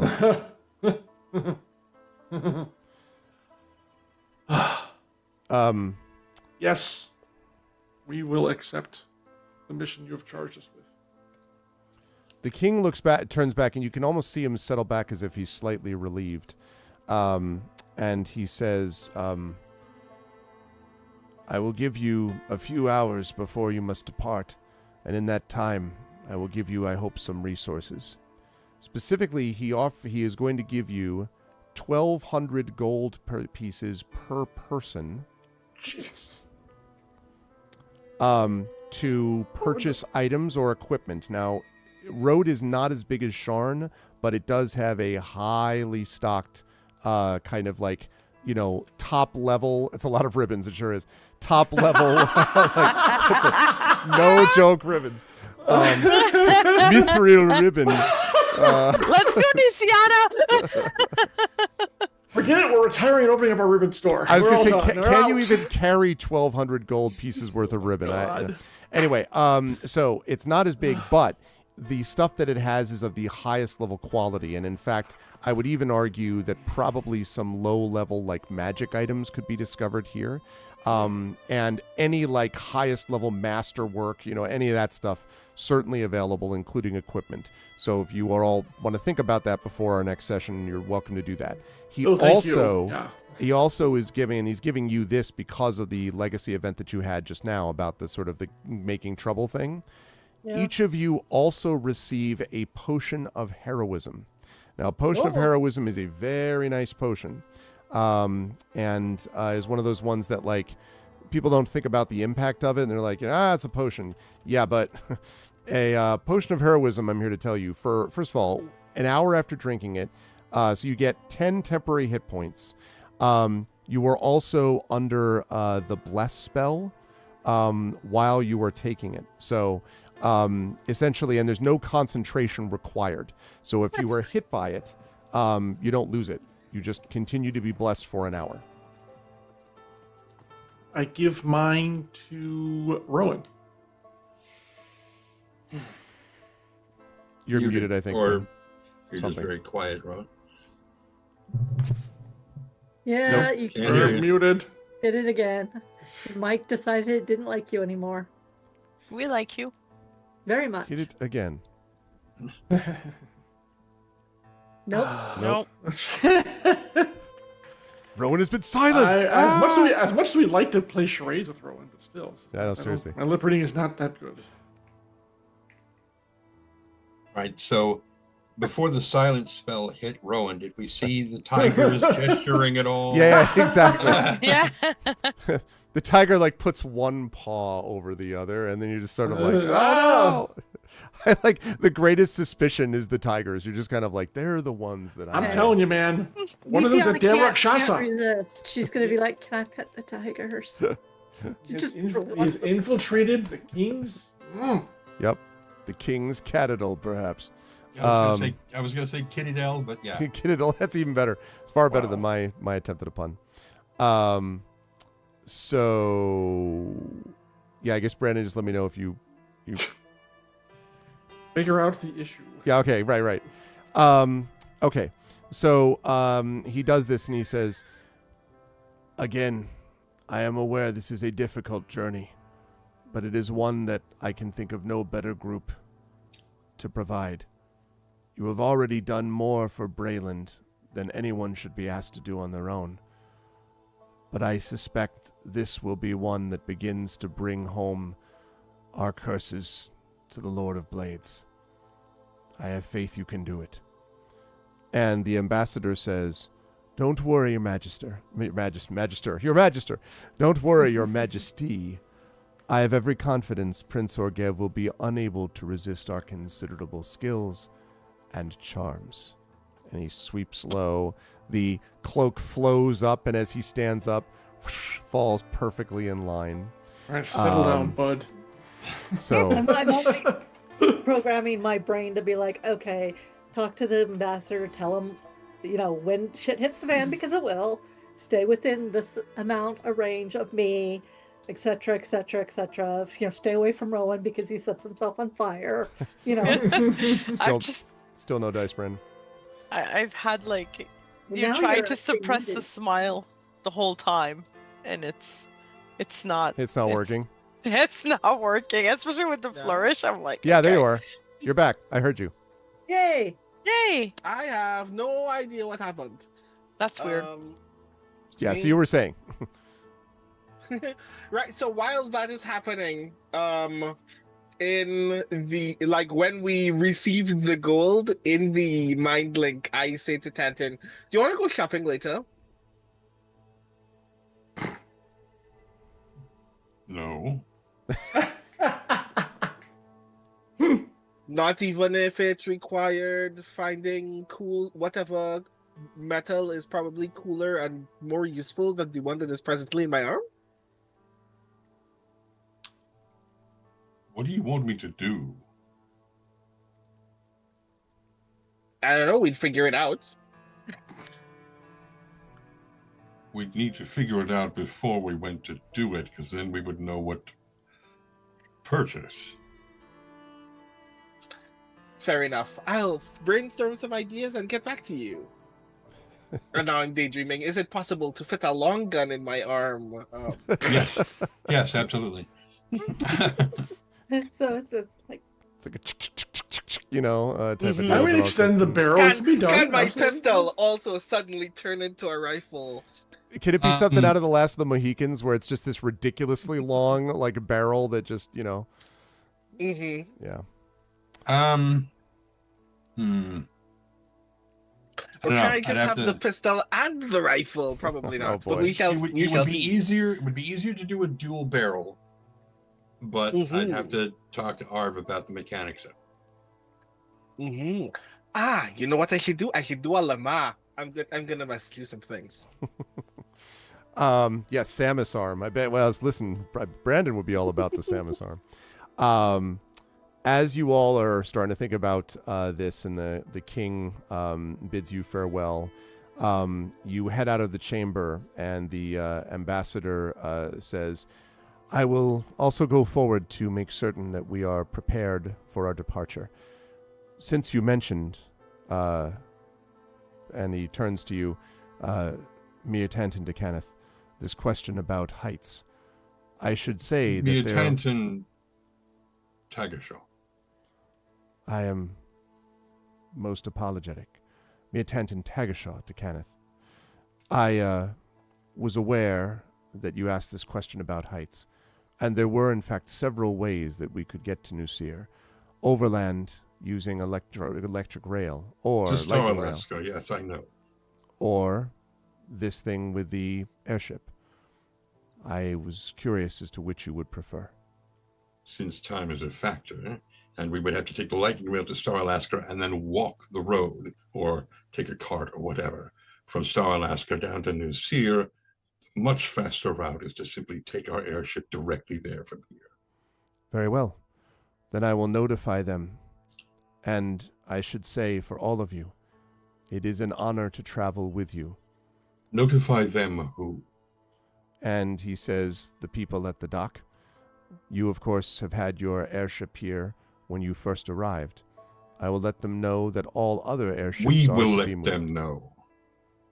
He pauses and raises a hand and says, very well. Woo. You may proceed as is necessary, as you see fit. Just like Nisiana's just like, he's grumpy. And we have reason for him to be grumpy. Sorry about that. Having a hard time with the smile still because everything is kind of funny right now to me. So he kind of lowers himself into a bow again, and then he says, I will see you shortly, and heads off. And as he does, and the five of you are sort of standing, in the hallway outside the king's chamber, you, just as the door is closing, I would say maybe one of you, possibly Ilarion, might have a chance to look back as the door is closing. And yes, just yes, to see I would. The implacable, no, not implacable, that's wrong. The imperturbable, not implacable, imperturbable face of three. You could just see the gold glittering off their cape, and they have a hand underneath their chin, and are sort of looking out the door in your direction in their same inscrutable way.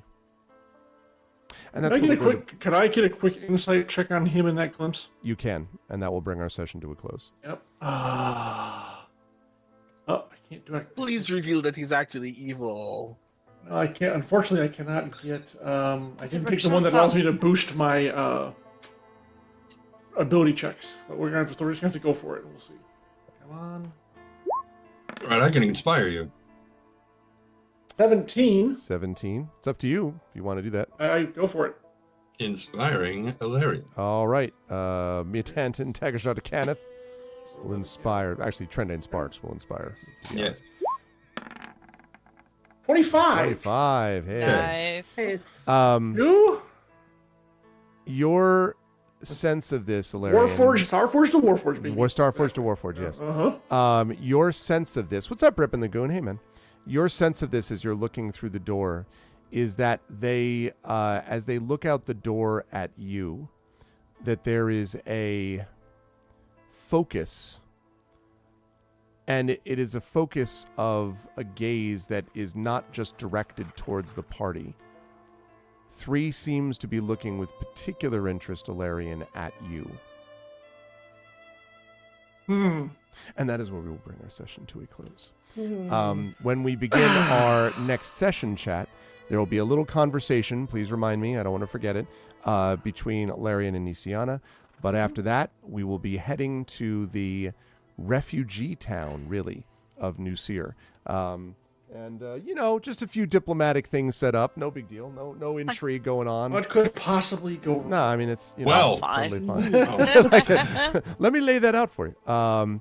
This was a lot of fun. I knew that this was going to be a heavy RP session and a heavy intrigue, like who can we trust session.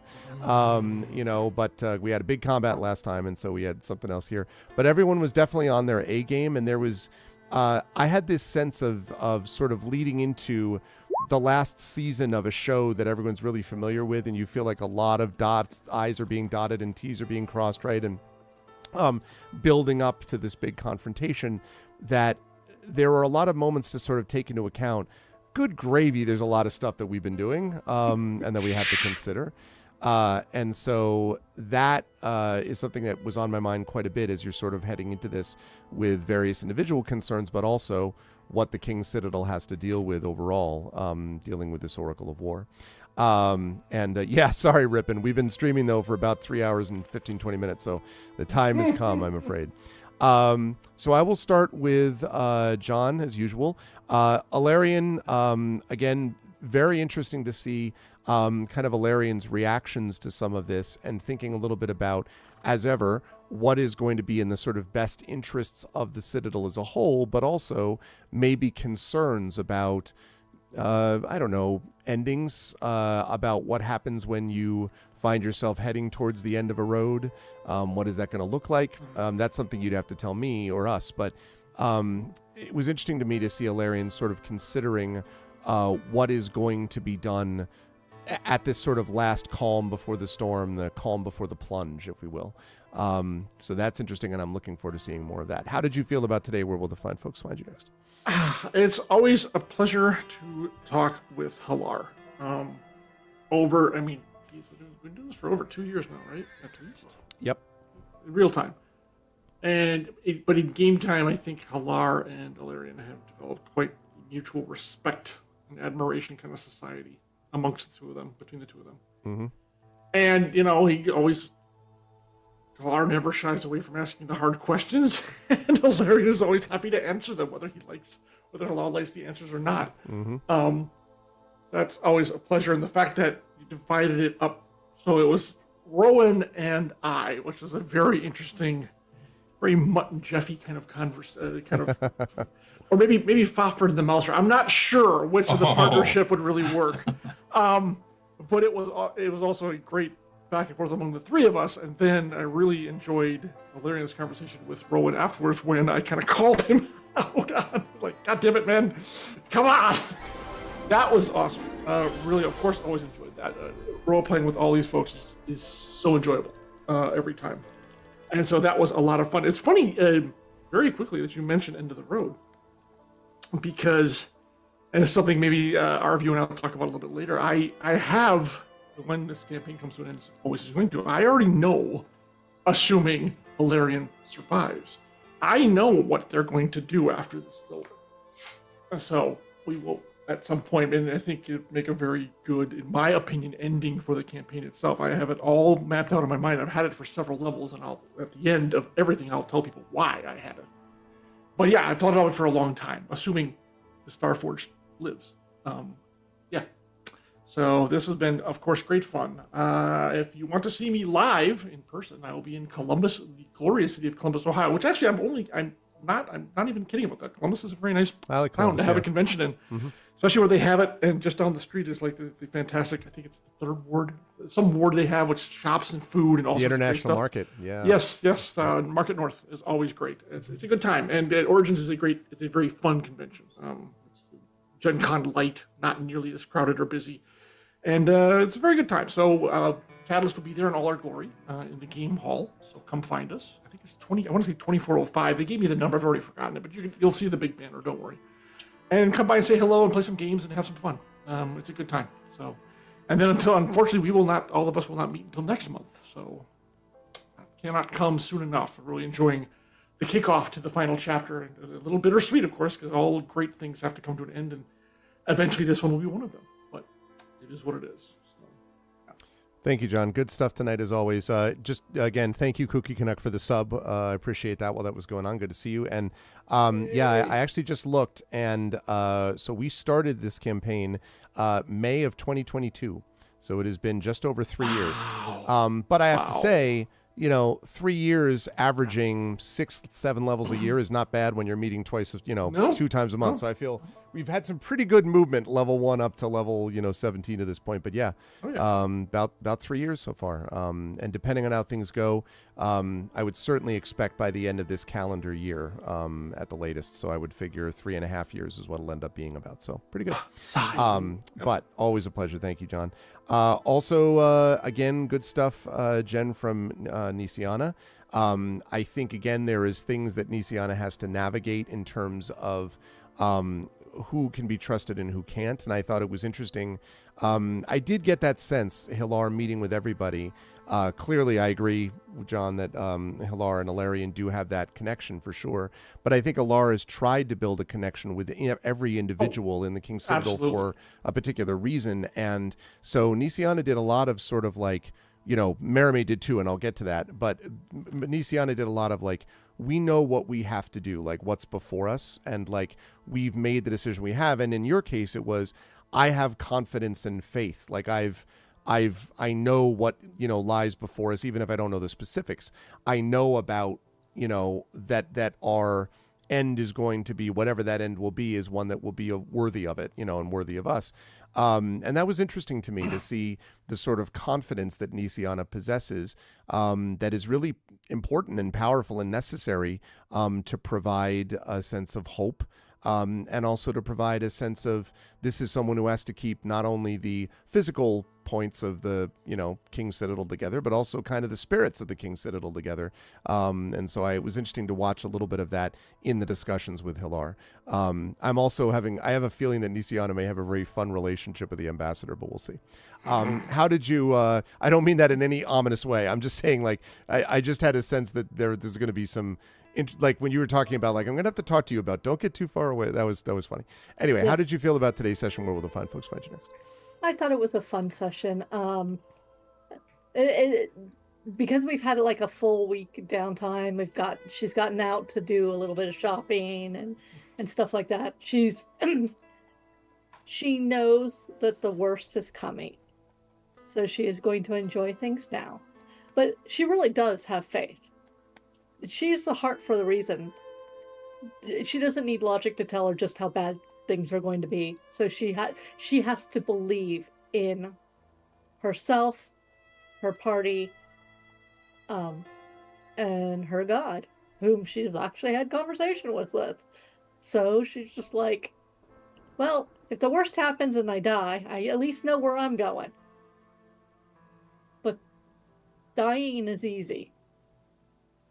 Living is hard. Yeah. And one of the reasons she gave him the wrist bracelet thing, one of those sliding sized ones, one, it makes her happy, and two, it is a touchstone for him. Whether he wears it or not, he will have ribbons in the colors that Nisiana and Merime are most known for.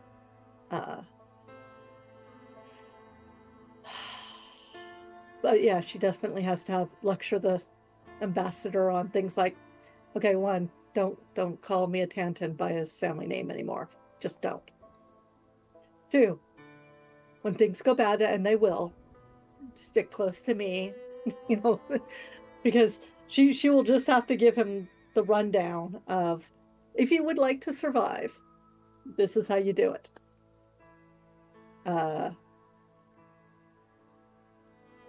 I know, and Nisiana knows she is choosing joy at this point, because she is the one person in the group, other than Merime, who can choose it. And so she is, like, everybody's going to get a little wrist bracelet and stuff like that, because it makes her happy. And if anybody wears them, she will be visibly happy. Would you stop eating my plush? No. Oh, no, sorry. Freya's favorite weapon is plush, and she just pulled this down off the shelf, and now she's going for death because I took the shark. Well, I mean, that was clearly a threat before Freya dealt with it. I mean, Yeah, well, I'm only protecting you. Yeah. Seriously. Got that little scowl on its face. Yeah, like in any moment. I mean, it was clearly coming right at you, Jeff. Fierce, Yeah. Yeah. I don't think Lilu has actually ever seen it that close. All right. Other than that, let's see. If you want to see where I am going to be, I am actually playing in a Catch the Conspiracy game with Brandon O'Brien as the GM on Wednesdays. We only have like 2 sessions left, but it's utterly ridiculous, utterly ridiculous. We have nothing but chaos monkeys in this game, including the GM. I'm stunned. I would not have things. I would have figured that. No one could have predicted. Psychic cats. Actually, Triffid is not a chaos monkey. Triffid's like the mom of the group. Yeah, Triffid, I imagine, was trying to like hold everyone together. Yeah. Yeah. So we're on Alphabet Streams on Wednesday nights. My time it's 5 to 7 p.m. So they're short games.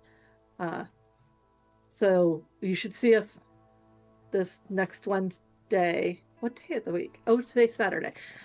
What is time? And Hi, Prince Justin. And yes, Alphabet Streams.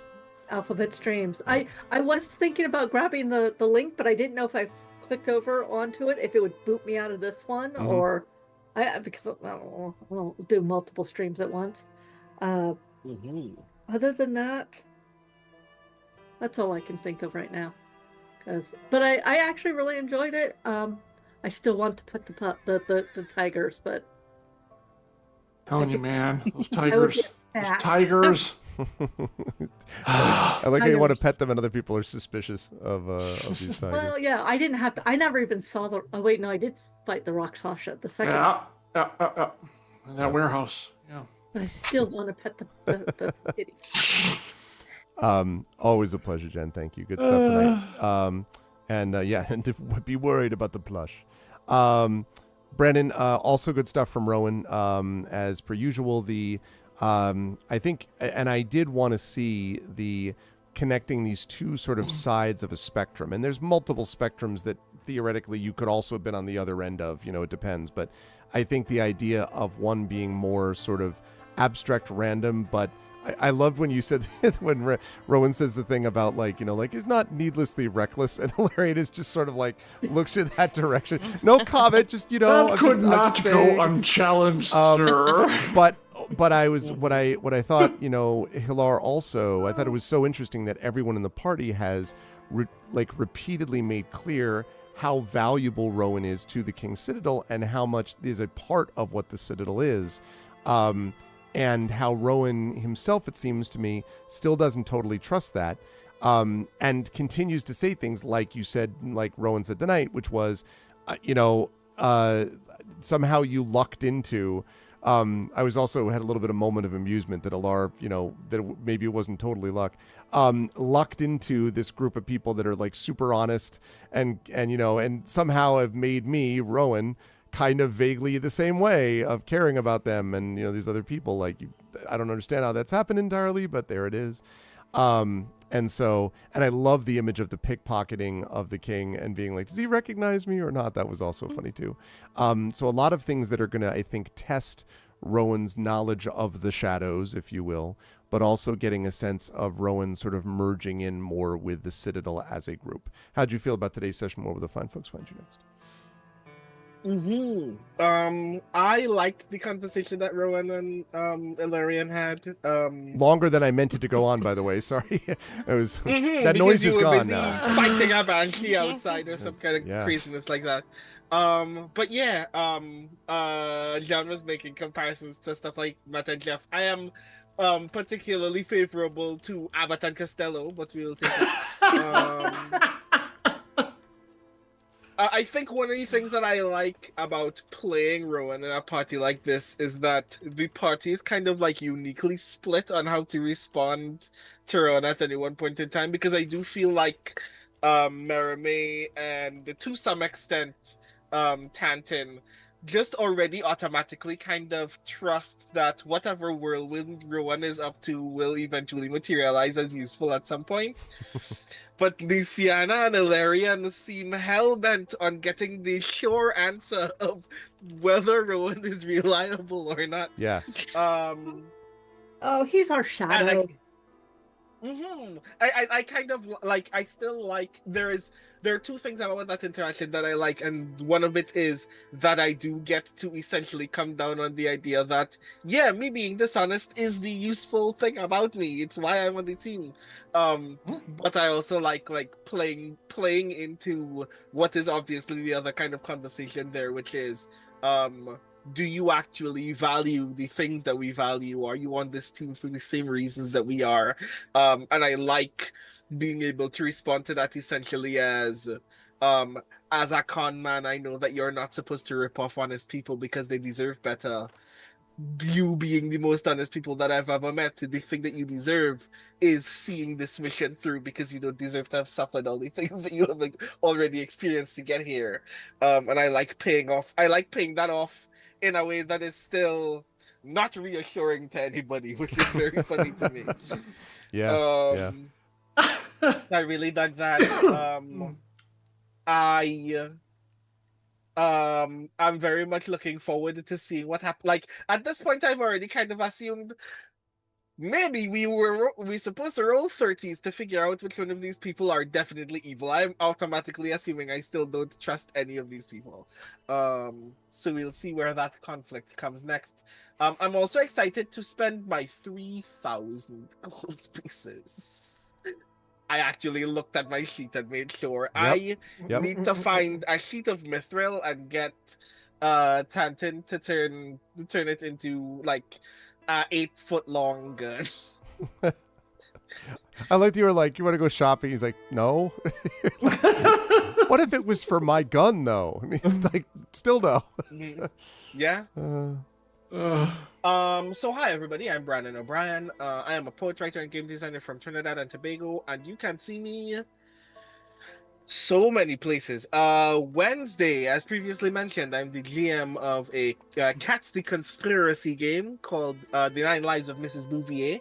And in it are our good friends Jennifer Brozak and Triffity Max and Sean Duke, the person who runs the Alphabet Streams channel. All good people. And one of our colleagues from the Skiffy and Franti show, Stephen Geigen Miller, who all play very cute kitties who have been given the very arduous task of making sure that an old lady doesn't get murdered by her kin.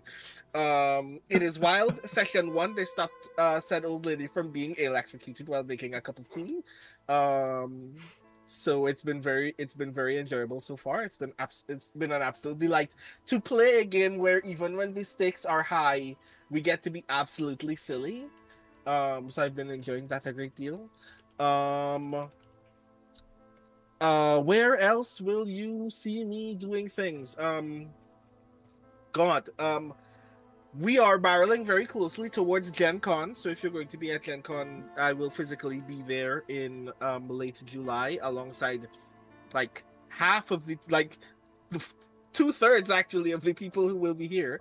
And then immediately after that is Seattle Worldcon, where I will also be doing the thing. So if you are going to be in Seattle Worldcon, I would like you to also participate there as well. And the only thing that I can say before that is a reminder that we do not live in a monarchy, #no kings. And that also means you have a responsibility to ensure that the parts of the world that you live in are safe for people to enter and find the same kinds of joys that you find. Suffice it to say that one of the other reasons why this moment is important is because you are also in a moment where people are being harassed, not simply for being immigrants to a country that was founded by immigrants, but by looking like one in a country where the majority of its citizens are the descendants of immigrants.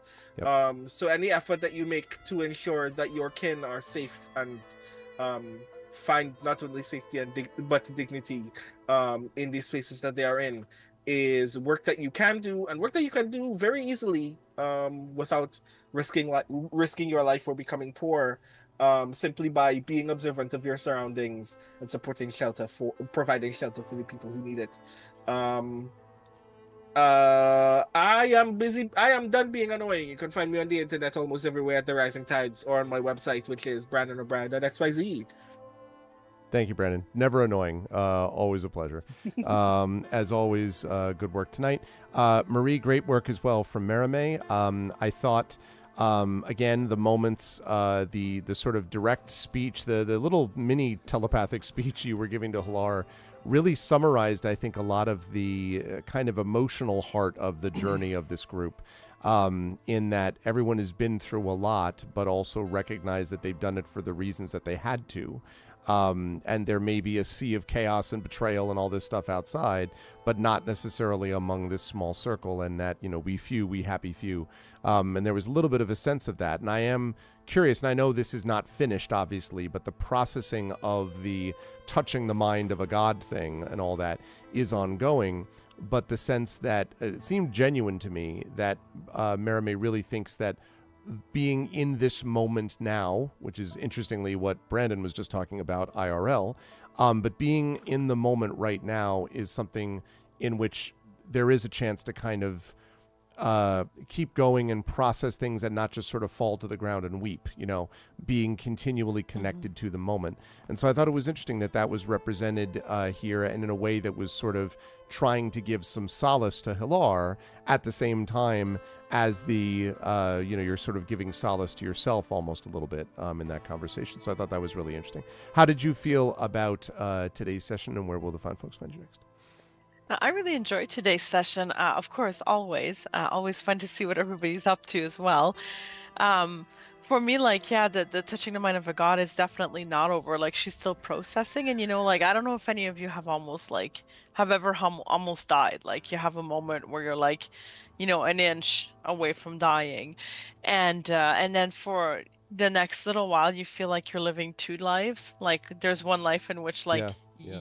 you're not alive anymore, like you died, and then this section that you occupy now, not just mentally but physically, and how you work with everything, from recognizing things that you'd forgotten about, or just like kind of enjoying the little pieces. That's kind of what she's going through right now. So she's like, okay, we've had a week of downtime, I've gone ribbon shopping, yeah, bad shit's happened, but it's okay, we're here now. We're not trauma processing, we're just going.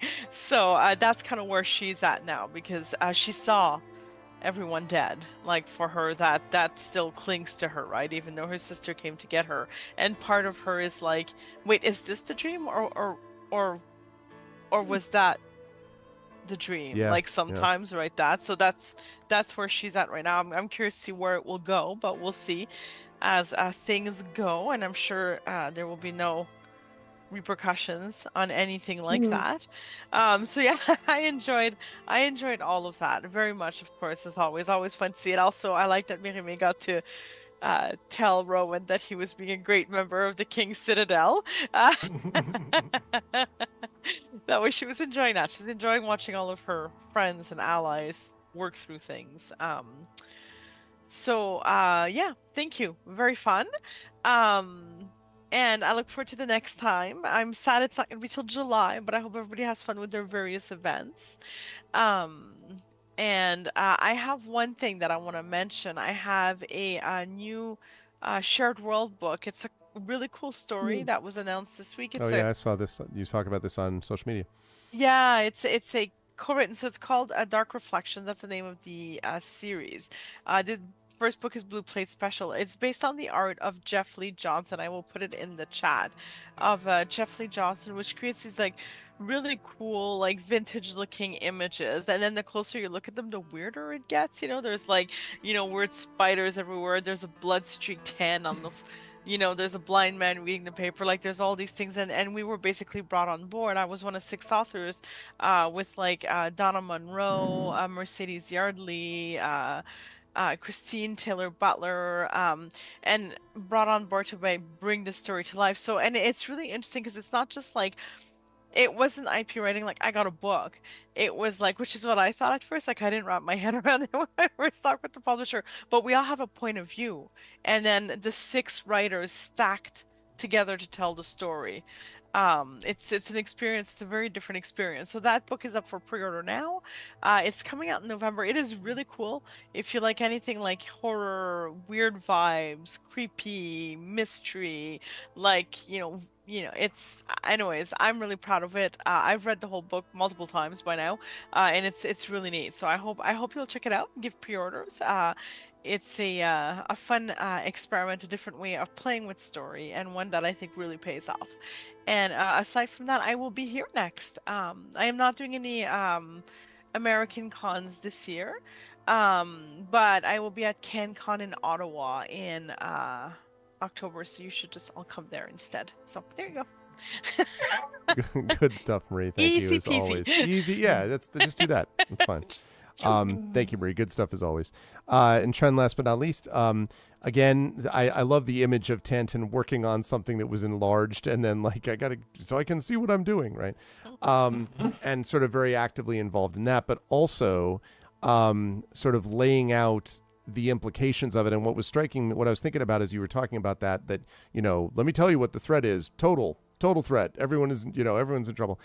It struck me that was something coming out of as well, the experience of being in Metrol and the intense feelings that had for you, going all the way down, facing the dark god, the death and all that stuff, and then of the land of the dead, and then coming out of it, and knowing that you're now going to New Seer, and you're going to see some of the refugees, presumably, of what happened at the time.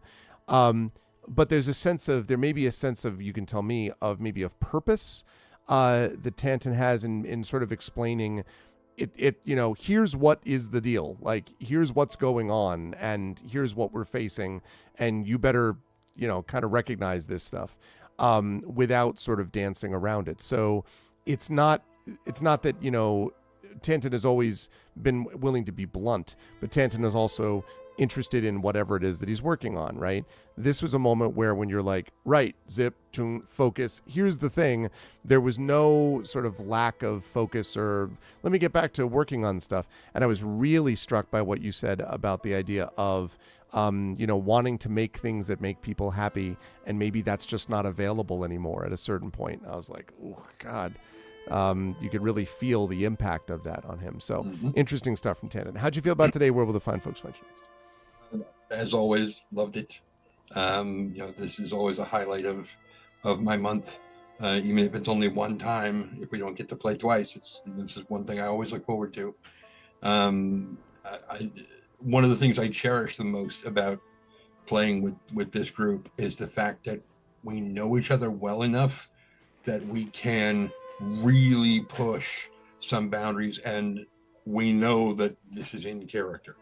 Yeah. And this is not, and we can, and we all understand the value of, of really good drama. Yeah. Not look, I wrote this thing in junior high. No. Anyway, and then we can play with those kinds of things and trust that each other will react not only as our character would react, but that we won't carry it over into, I can't believe you did that to my character. Yeah, of course. Back in the green room. Well, except for that one. No, never mind.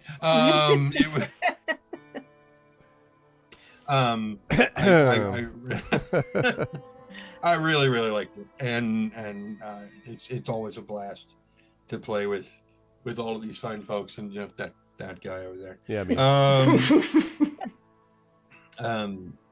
and the whole the idea of it coming to an end. I keep thinking about, okay, what am I going to do next? And I can envision myself saying, well, I'd like to take a break for a while, and everybody going, no, like, no, we're going to play again right now, kind of thing.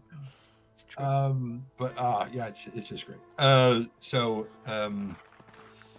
I imagine for Tanton that he has not been to New Seer ever. Right, probably. He doesn't been like, he knows it's there for many reasons. And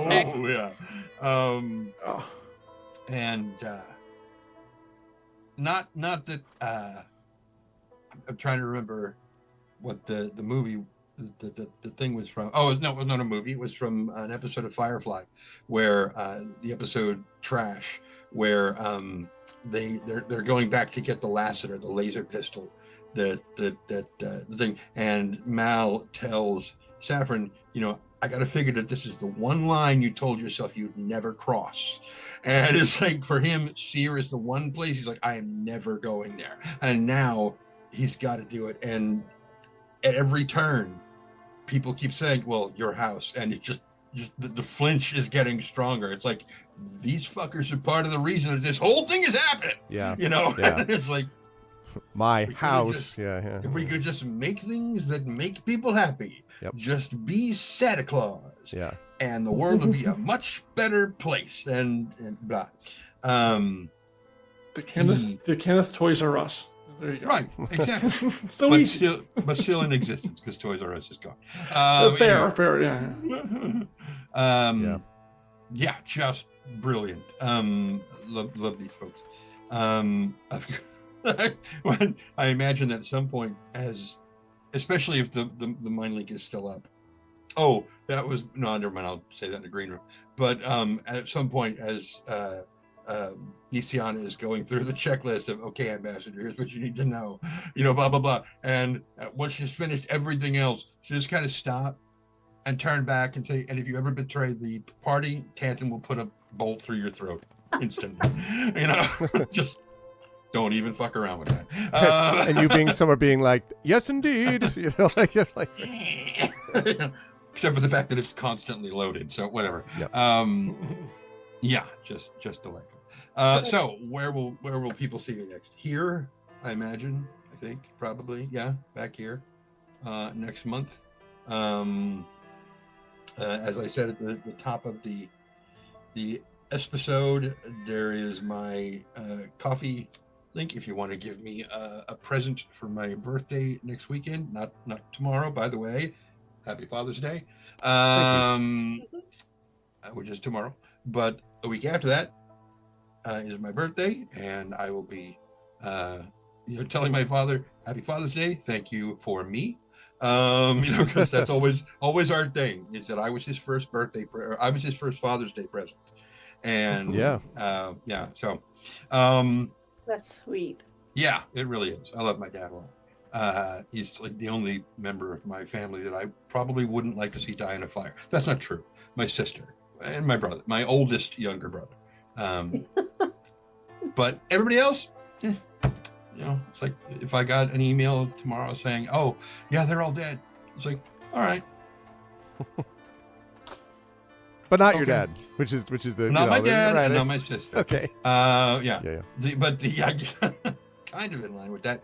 I recently, like a couple of days ago, a buddy of mine from high school sent me an email, and he was like, "Hey," I'm like, "Oh my God, wow, okay." And it never gets confusing with him because his name is Dane. So anyway, so he was like, he was saying that he had to go back to Lake Dallas, where we went to high school. He had to go back for a funeral, and he wasn't even 5 minutes off the plane. He was still at the DFW airport and got into a fist fight with a trumper. And I'm like, good boy. Welcome home. Yeah, no shit. Oh.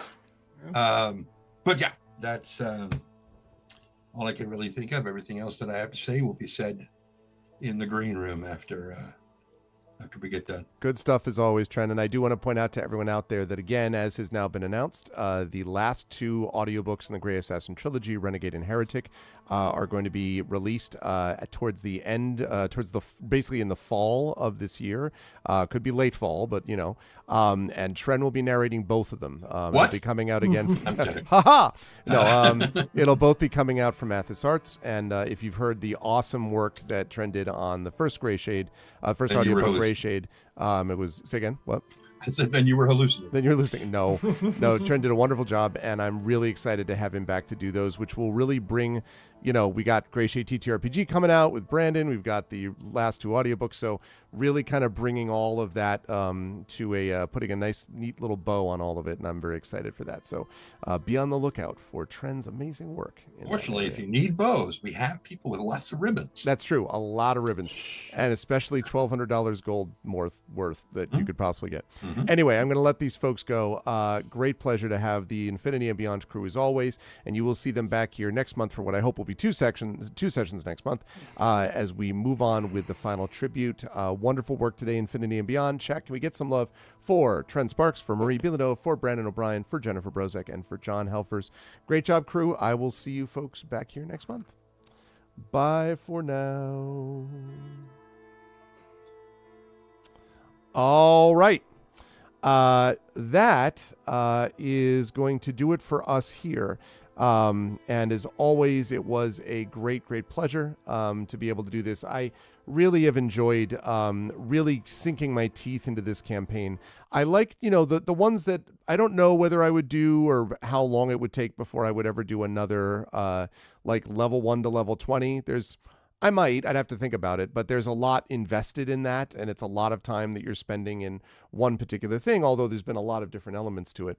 But I really have always wanted to do it, and I always wanted to do a campaign in Eberron, and I've had a chance to do both, and to do it with this great crew. This is my longest running campaign, and so if you ever do, I'd be happy to join. Well, I've been really enjoying it, Gaia Shield, and it's been good times. So I am very excited to be able to see where things go in the final season. And again, for those of you who missed it, stick around for the video at the end, because this is our brand new video for season 6, put together by the amazing Wholesome Horror Gaming, and with music by Chrono Wolf. And this is the final season, of course, of Eberron Oracle of War. What we do after that, we will announce a little bit down the line, but it's going to be great. So, but we are, however, going to do a raid today, because we do have a few people that are here. And by few, I mean we had a good solid turnout here. So if you are not a sub, you're going to do that. The Arvanauts have landed by Twitch raid. If you are a sub, then you're going to do the same thing about the Arvanauts have landed, but Arvany Hype, Arvany Roar, Arvany Switch, Arvany Love, Arvany Blown, Arvany, Yoo-hoo, Arvany, what the heck, well, all the Arvanys, when you were brought over auto-magically to the place that we are going to raid. And let me just make sure that I actually get someone who's still going to be on when we raid. That is always important to do. I think got that. We got that. Yes. Okay. I think I know then who we will raid. Which will, oh, darn it. I was looking for something, and I found silent. I was looking for something, and I found this one thing. I was like, why are there not more channels? And I saw it was actually, I had accidentally put in D&D online, and I'm like, yeah, not quite that though. Okay, let's see. We may end up doing this, but I will make sure that we are.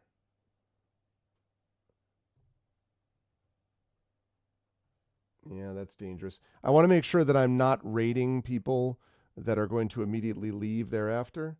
Just want to make sure about that. That looks promising. Give me 1 second. Shadowed Mage with the 94 months of support. Thank you so much, Shadowed Mage. That is good stuff. Okay, I think that works. Thank you so much, Shadow Mage. I appreciate that. That is, let me see, 12. Is that is almost, we are almost on 8 years of support. I believe that's right? 96 months. So we are almost 8 years. We're closing in on that. Thank you, Shadow Mage. Of course, Shadow Mage, not only a highly respected mod on this channel, but also the host and DM of Community D&D, Waterdeep Dragon Heist with the Shadow Crew, which runs on here usually every Wednesdays, but an occasional Friday. And those are always a lot of fun, so you should definitely check that out. Yeah, thank you, Shadowed, for that. So yes, we're going to do that raid in just a minute. But before we go there, a couple of reminders to support the channel. And again, don't leave until you've seen that new video that we just put up that I'm going to be playing at the end of this again. If you like what you saw and heard, please follow the channel. Please check out our YouTube with !ArvTube. Thank you for those of you who are watching over there. Please subscribe to us on YouTube. It's free for you to do that, but it really does help us out, and you get early access to some of the videos we put up there. !ArvCourt is our Discord channel. You can hang out with the Arvanauts in between streams.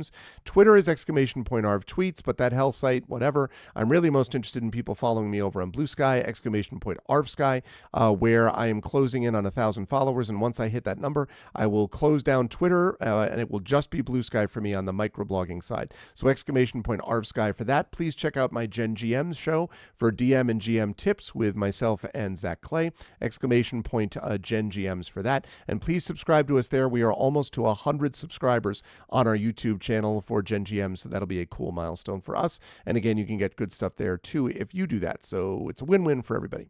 On the, again, Arv and Ella are on the website for most of this. On the financial front, exclamation point Arv Shop. That's the merchandise area where you can get stuff like this, cool swag to support the channel and also looks good. You can support the channel while looking good doing it. That's what everyone wants. Exclamation point Arv Treon is that Patreon right there. We're trying to get that into triple digits again.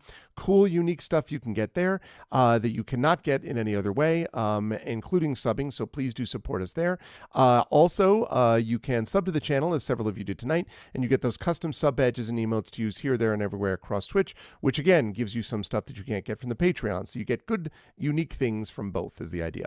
On the publishing front, exclamation point Icarus, my graphic novel from Athos Arts. Exclamation point Library, that's my Tales and Tomes, The Forbidden Library. That's my 5e adventure and sourcebook from Alligator Alley Entertainment. And exclamation point Greyshade is my Greyshade IP, as previously mentioned. Greyshade, Renegade, Heretic, the Grey Assassin trilogy from Athos Arts. You can also get the audiobook of Greyshade from our very own Trend Sparks. And you can also check out Renegade and Heretic. Those two audiobooks, you can go over to the Kickstarter for Faraway Dreaming, which is Athos's latest Kickstarter. And you can pre-order those books, actually all of the audiobooks, Greyshade, Renegade, and Heretic, as add-ons to that campaign. So you can get a really cool book. And you can also get an add-on to that campaign, which will save you some money by pre-ordering those things ahead of time. So please consider doing that. Also, if you go to that Greyshade link, you can pre-order the tabletop role-playing game of Greyshade coming at you from Alligator Alley Entertainment and Brandon O'Brien, who you saw from tonight. Very excited for the release of Greyshade coming up at Gen Con in about 6-7 or so weeks from now. Very excited for that. Otherwise, exclamation point BLM, Black Lives Matter, important to affirm and assert the significance and importance of Black lives. Exclamation point Help Now, the World Health Organization page on suicide prevention. Important to reach out to others when you need help and reach out to others when they need help as well. And exclamation point Ukraine, UKRAINE, to help the people of Ukraine as they fight back against an illegal and illegitimate war with bravery and courage. And we send the message that we will do so for others in that situation in the future. I want to thank everyone who made this an awesome stream tonight. Thank you to my wonderful mods, Prince Justin, Shadowed Mage, Triffity Mats, and the Rising Tides. Thank you so much to my wonderful Patreon supporters and subscribers, Prince Justin, Shadowed Mage, Triffity Mats, Kooky Canuck, Trendane, Bit, and again, Shadowed Mage. I said that already, so thank you so much to them. And thank you to my wonderful viewers. Thank you to Black Fury. Thank you to El Duderino. Thank you to Gaia Shield, to Jagtris, to Mr. Jonas, Nonstop, who's lurking back there, and of course to Radio Johnny Panda. And special thanks today to the Infinity and Beyond crew of Tren, of Marie, of Brandon, of Jen, and of John for being awesome. It is a pleasure to be able to GM for that group, and you'll see more of them next month. As far as for me, I will be back on Tuesday with more Beowulf Age of Heroes with our very own Tari Tunes, and then I will be playing some more Expeditions Rome over on my sister channel, GOG.com, with Pen and Pixels. Thanks, everybody. Please stick around for the raid, and of course, as we have been saying all along tonight, no kings. I'm glad to show that today, at least in America, we reflected in multiple ways that we are not interested in kings here. We are a democracy, and we're going to remain that way. And every time you join us as a member of a community like this, we learn the importance of holding together in common purpose. We will, under those circumstances, hang together, or as Benjamin Franklin said, we will surely hang separately. And yes, Bit, laughing nervously in Canadian, and we have enormous respect, Americans do, for Canada, whatever certain members of the government may actually think, just to be clear about that. With all of that said, much love to all of you. Thanks for being a great audience. Spread the word about our show. I will see you folks back here on Tuesday, but please stick around for the video and stick around for the raid, and I will see all of you lovely folks soon. Until then, everyone, please be good to each other, and have a good night.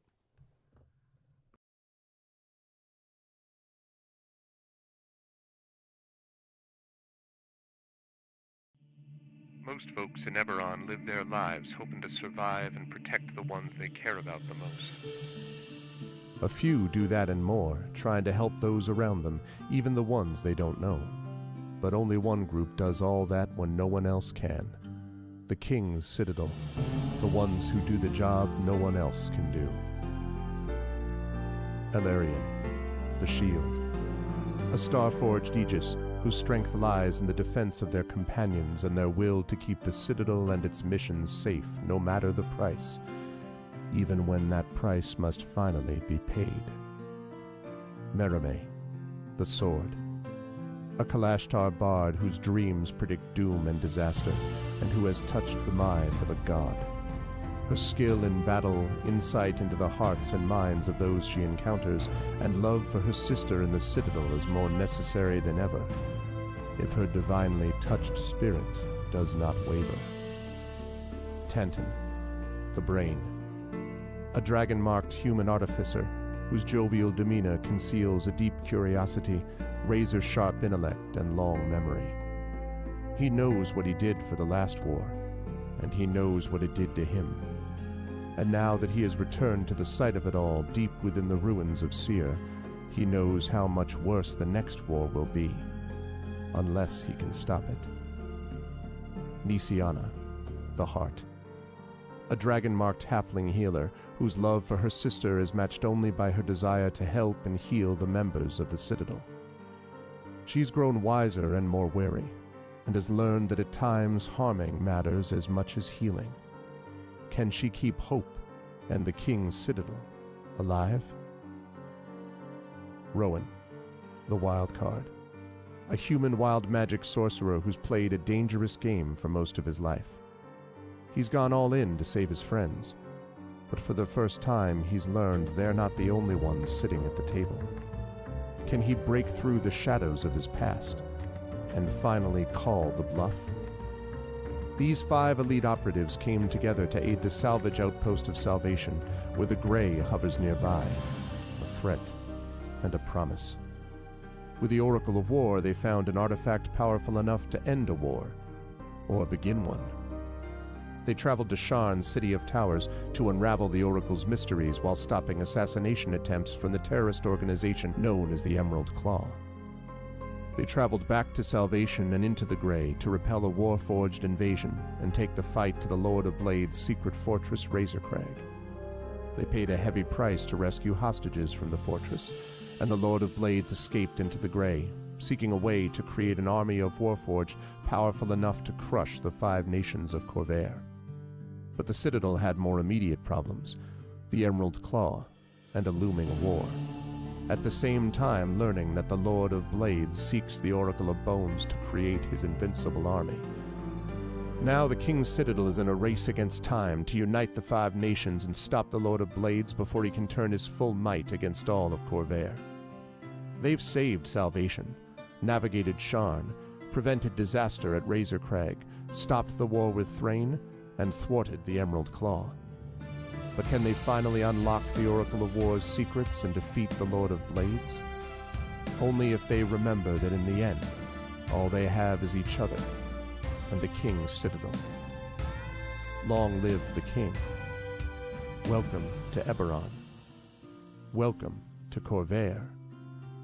Welcome to the final season of the Oracle of War.